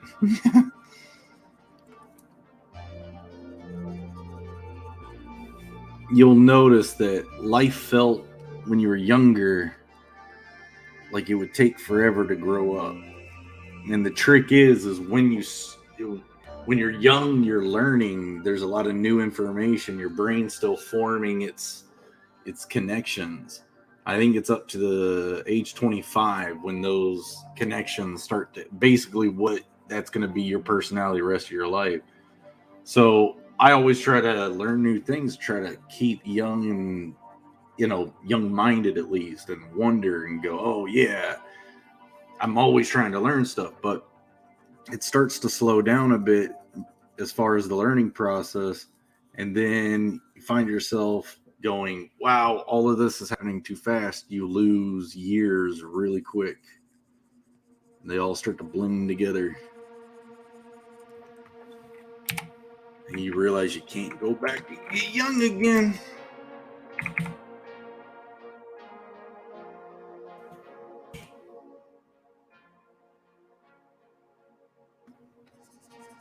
I will admit, though, people do take you more seriously, but it means they expect more from you. You can get away with quite a lot when you're young. When you get older, you better know what the heck you're doing.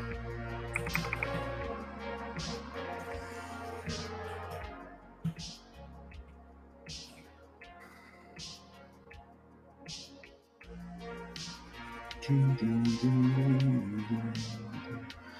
the other trick is no one really knows a lot of the time what they're doing. I try to. It's just not easy for everybody. Circumstantial, economical. But try to find your spot.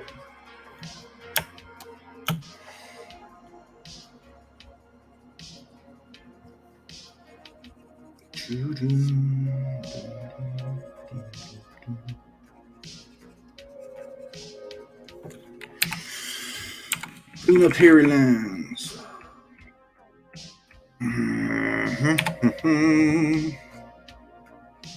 Oh, did you guys see they're making a Buzz Lightyear movie that's like based off of the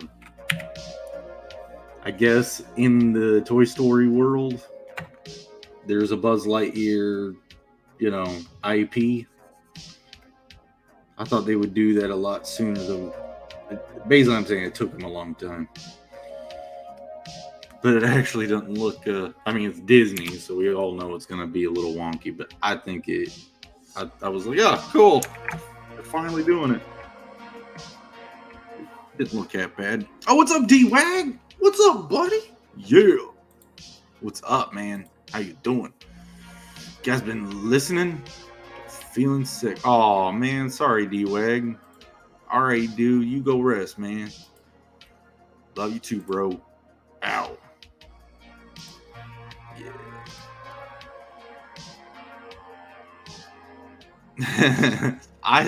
One of my favorite parts of try to feel better, dude. Oh yeah. Yeah, it's kind of where I was going, Corey. It's like, but you know they're gonna try to do something like that. And if they don't, then great. You know, there'd be too many jokes coming up if they start injecting that type of stuff in Toy Story. Unless they're gonna introduce a special type of toy in Toy Story.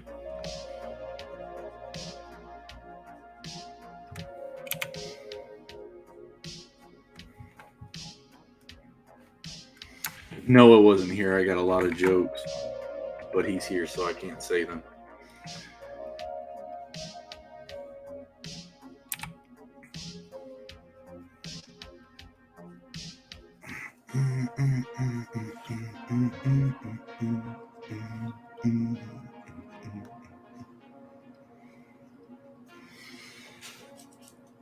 Still entertaining, Noah. I know, I'm surprised too, Collision Bomb.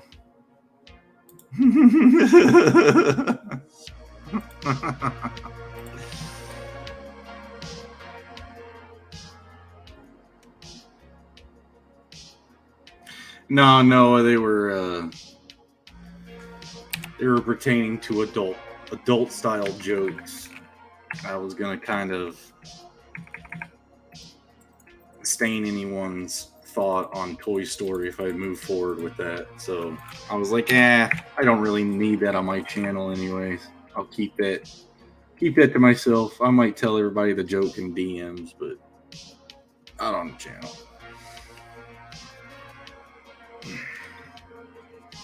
Besides, I'm writing stand-up bits. So I'm trying to get a good collection of funny stories or perspectives. Write it all down, because if this all fails, I guess I'm going to be a comic in that way. If I can't make a comic, I'll try to be one. And I say try. I really got a lot of work to do. But let's do this. If I was good at comedy, I would have been able to be a little bit more personable without Dwight here. Could keep it funny. You guys usually keep it funny, though.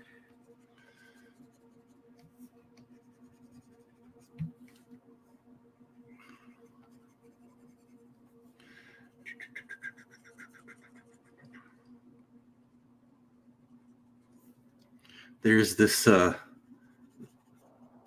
flat Earth guy, and I don't know how much he actually believes in flat Earth as much as but he does a comedy bit, but he's also a photorealistic painter, and it's really neat to watch or to see what he does.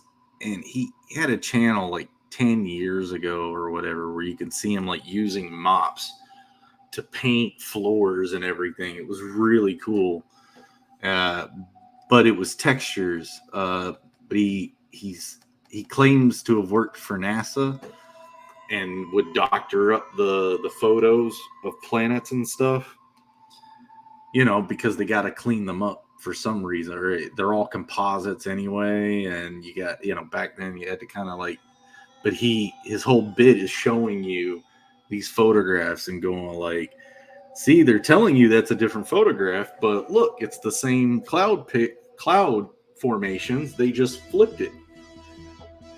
And like even video of Earth, he'll show you, and it's like, but the clouds aren't morphing. The planet's rotating, but the clouds aren't morphing. So he postulates, that whole like brain worm that's, that flat earthers fall for, and it's like, you can't see with your own eyes. How do you know? I just think the bit is funny. I like how he goes about it and tells the story. It's fun.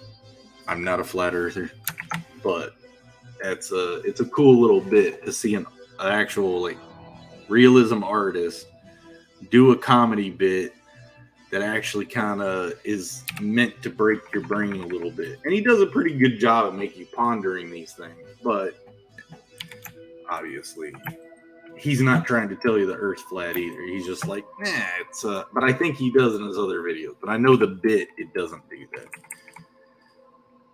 It just makes you second guess what they're telling you. I got a neat idea from it that I don't hear too much people, if people even talk about, but a concept of like a larger Earth. You know, so we know our sphere, right? And you know, they got the here's my conspiracy theory, just a larger Earth. So if Antarctica can actually, if you sail around it and it measures out to be a lot longer or a lot wider, then that could be the equator. There could be a whole southern hemisphere. But then I don't know that much about cosmology, so like I said, it's just not even conspiracy theory. I just think it's a fun concept to play with when we're developing stories and concepts, and it's just weird stuff to think about. I always got to look into it to see if it makes sense, though.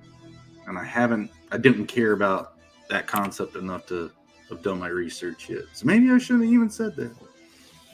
I'm going to get canceled by YouTube for flat earth theory. Not a flat earther.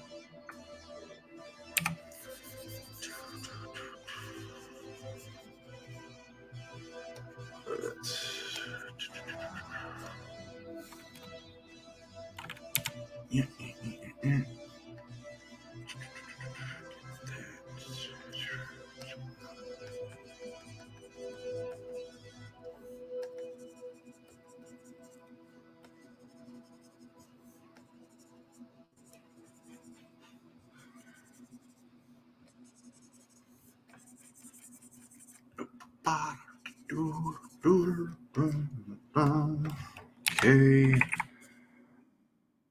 Let's see, how far am I? Oh, sweet. Snap, crackle, and pops. All right, so this is my last little cleanup area, I guess. I feel like there's a shade that needs to come down this ridge of the cloth, but I think I'll finish up this foot, and that'll be it. Oh, man, I've been going for 2 hours. Nice.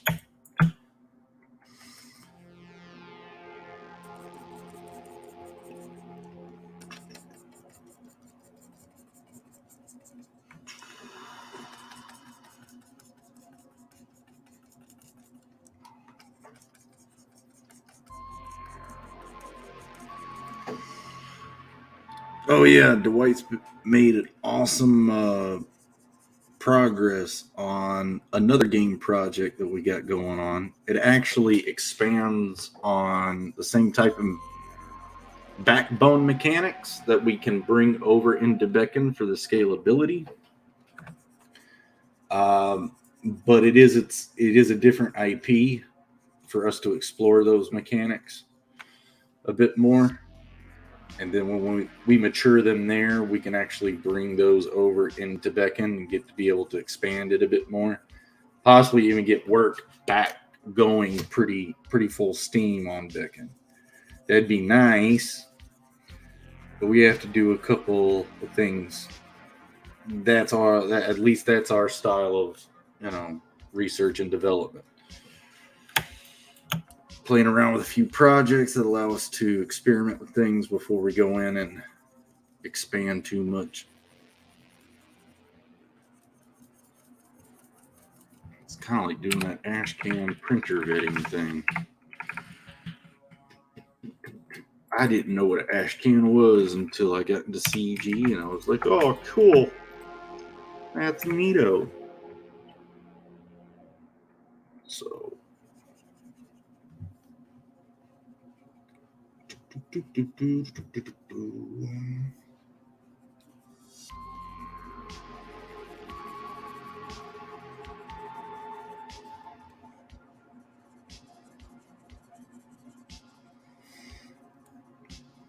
Let's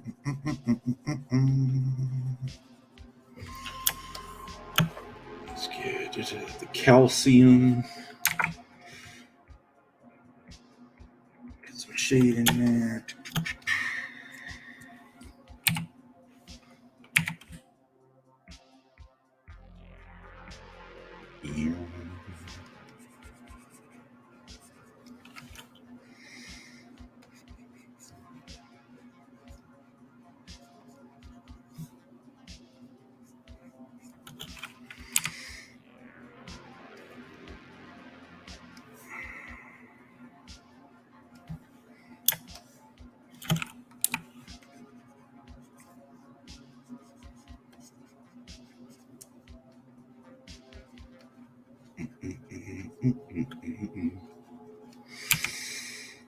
My dogs are going like, dude, he's been over there for a while.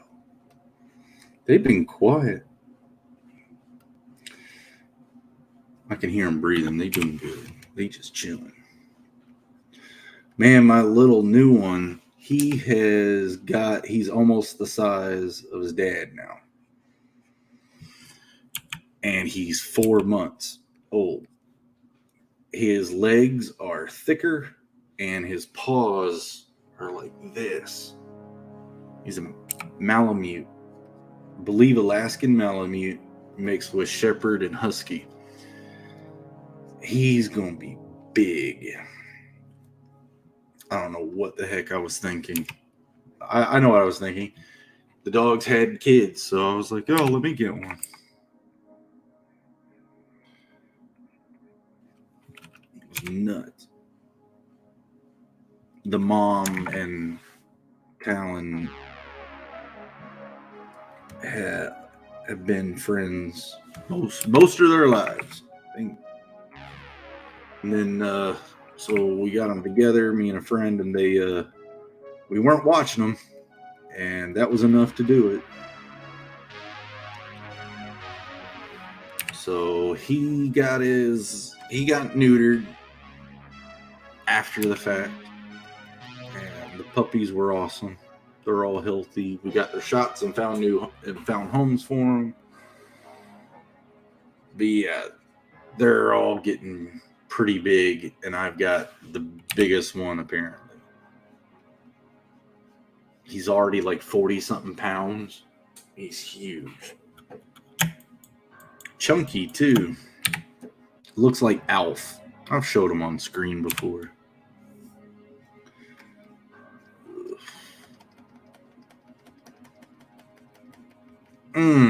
Cromcom, guys. Halloween Cromcom. I've got a slot at 2 p.m. on Sunday with Pops Van Zan on his Cromcom. So if you guys got books, go shill them. I think they may have openings. I'm not sure. But yeah. And it was good stuff that hit me up about that. So thank you, good stuff. Bow.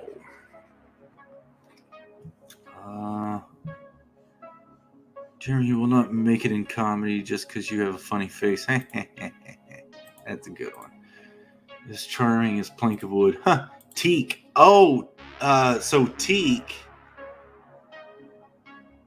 I'm not quite too sure what you mean, but in Battle for Endor, there's a it's like the 1980s Star Wars spinoff, Battle for Endor. There's a creature that runs really, really, really fast, and when he's a little small furry thing too. Not too far away from that. Jeremy is in his own world. Remy is 58 pounds. Right. What's Teak? What are you talking about? Something is keeping you here. Must be. Okay, now I get it. It's funny. Nice, Noah.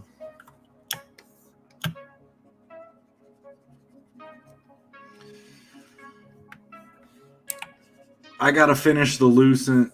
It was good, but I got like halfway through it, and then my dogs were like get me out of the house. I gotta go outside. So took him outside, and I haven't gotten back to the book because I've been working. I gotta get back to it. I've also got Chaotic Flux to read too, and Cobalt. I've had both of those for a while, and I haven't read them. I'm definitely one of the ones that wants to read what I get. And plus, I have to learn from it too. Like, I need to see people working in this medium and what they're doing.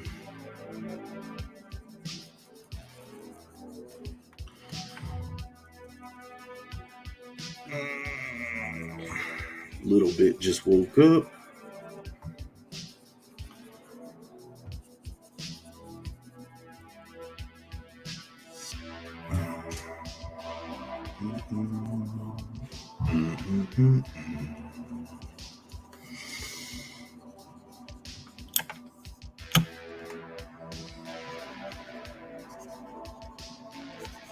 And I wish elevator music sounded like this.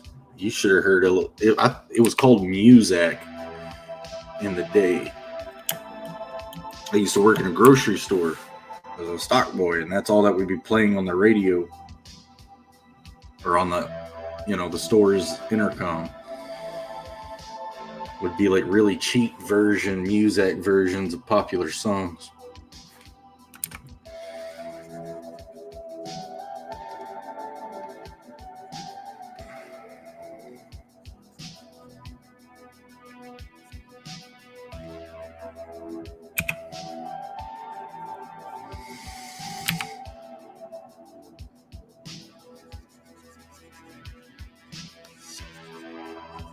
I wonder if Noah's even seen a cassette tape.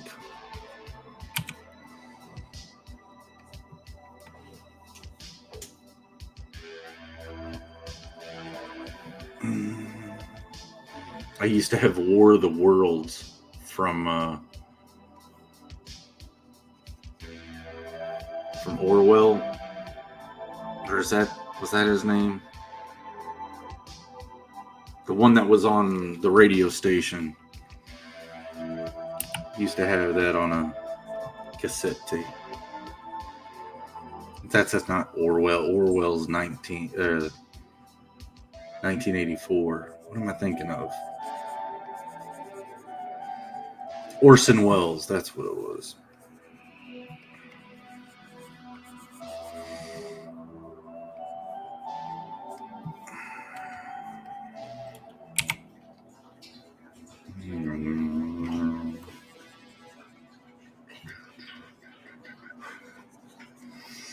All right, I'm getting to the end of the line work. So Noah, you can actually count. Well, you can't count the lines, but yeah, I definitely did more than 20.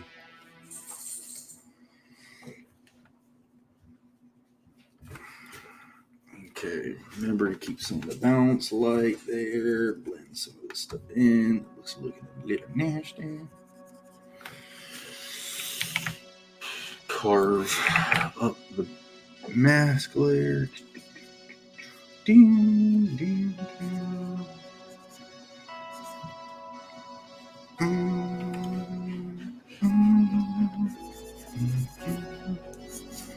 Now I probably should. Nice. Yeah.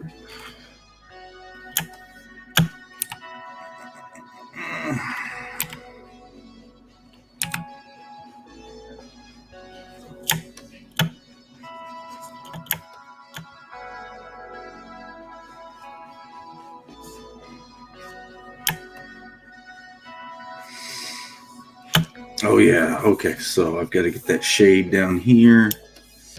I should be good. Getting my base filled in. And I used the base mask, not just a base coat, but once I get all the colors on, I gotta shade these beads real quick too. is I duplicate it and layer on top of the colors, and then that becomes kind of like the way I treat light on that particular subject. So it's like another way of doing a different layer of the detail of the lighting in the detail. Hold on. There it is. So that's kind of what I was talking I need to do on that last page I had finished with the character in the background. He needs to be lifted a little bit with some lighting.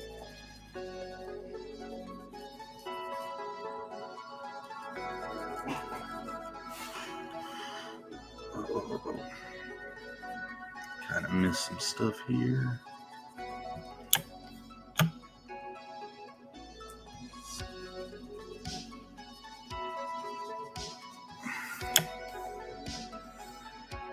I like how that popped. Cool. Okay, so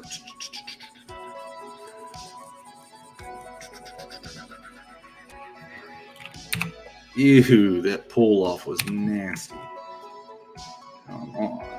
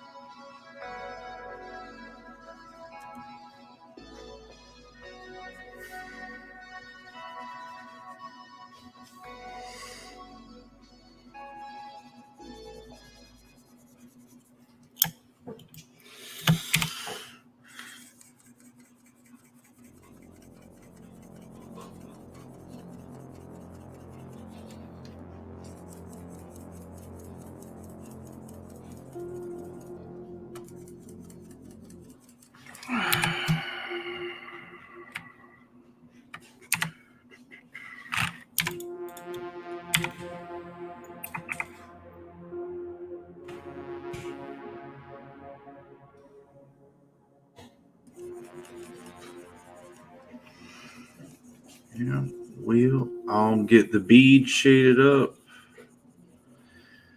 I'm going to do my little darken line trick here on the underside of this. Make quick work. The more I layer, the smoother it gets. And the smoother it gets, I start to lose a little bit of that texture attitude. So I like, if I just need to darken them, doing this, coming in with an eraser on like a 20, 10, or a 30. And just start trying to get it in there where I want to. Sometimes it's too dark. Just kind of take it out over there. Where I needed it dark will get darker. You can see that, just like that.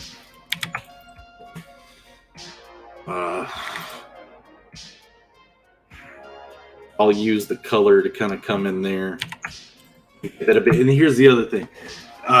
The fabrics here, you can also see up here, it's not that dark underneath too, because light's going to diffuse through the fabric. That's the way it naturally works. But you still need your ambient occlusion in the areas where light's not hitting, in thicker areas, like the cloak would be thicker, so it's not going to diffuse the light through the fabric as much. Let me stop talking and finish up these beads so we can end this and I can take these dogs outside for the night.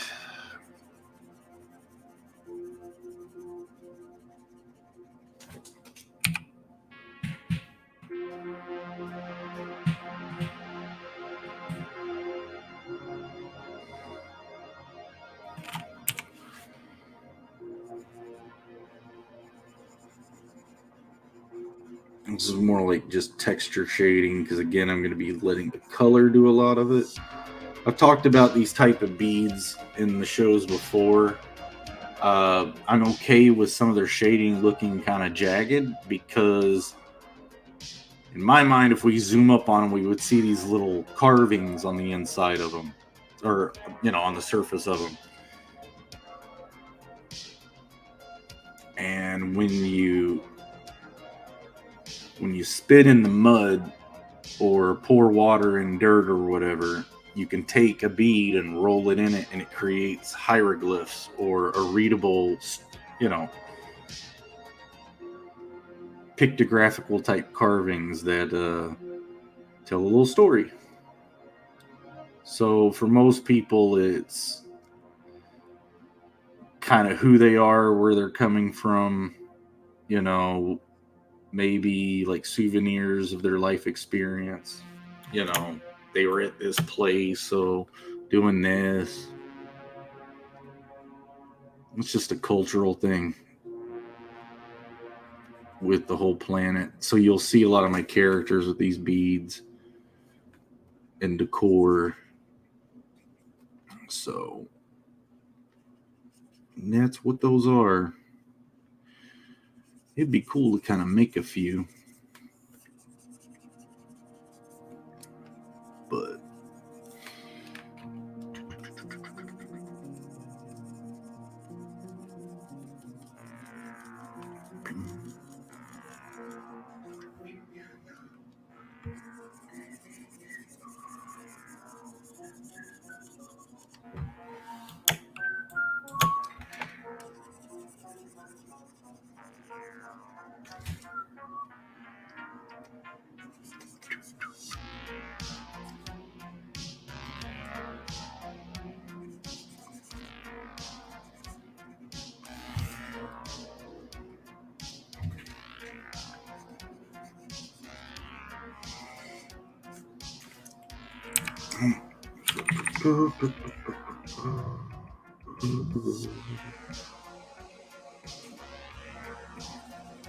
get a cast shadow from them.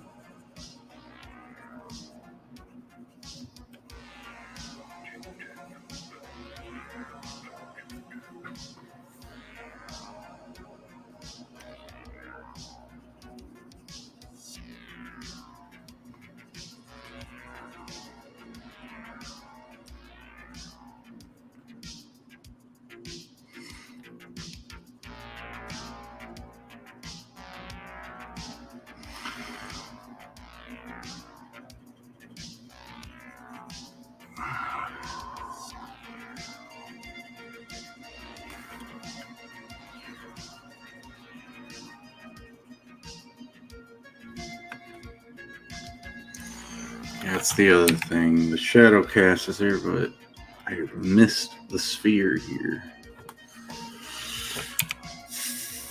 I got it everywhere else. Well, there we go. I need darker underneath here. Shadows all around.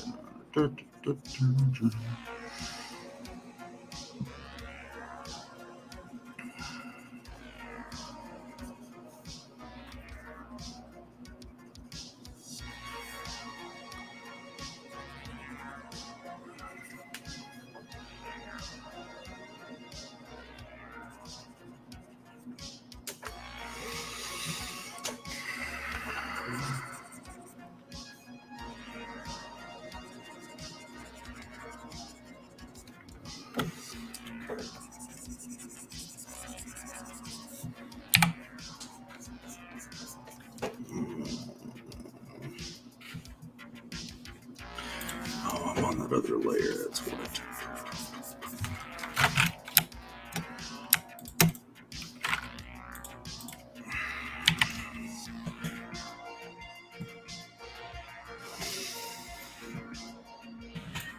I think we're there.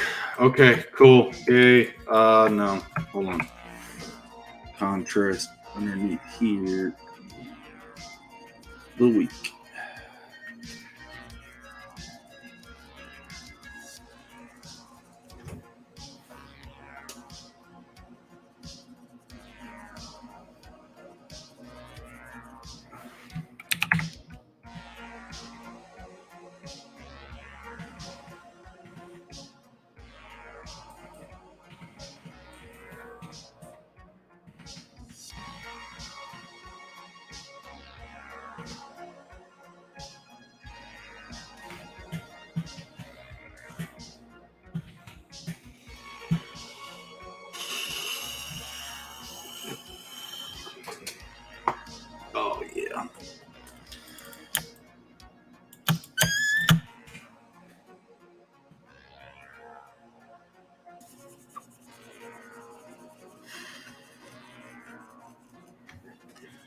Yep. Okay, I think that's it.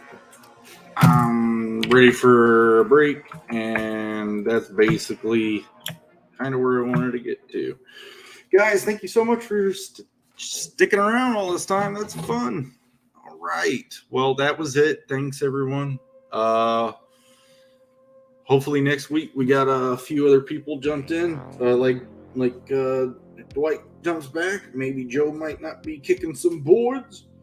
So yeah, this was it. I'm glad I made a little bit of progress. You all see me doing it. So I gotta hoping to at least get quite a bit further this coming week, before next Friday. So mark it. We'll see. All right, guys. Thank you again.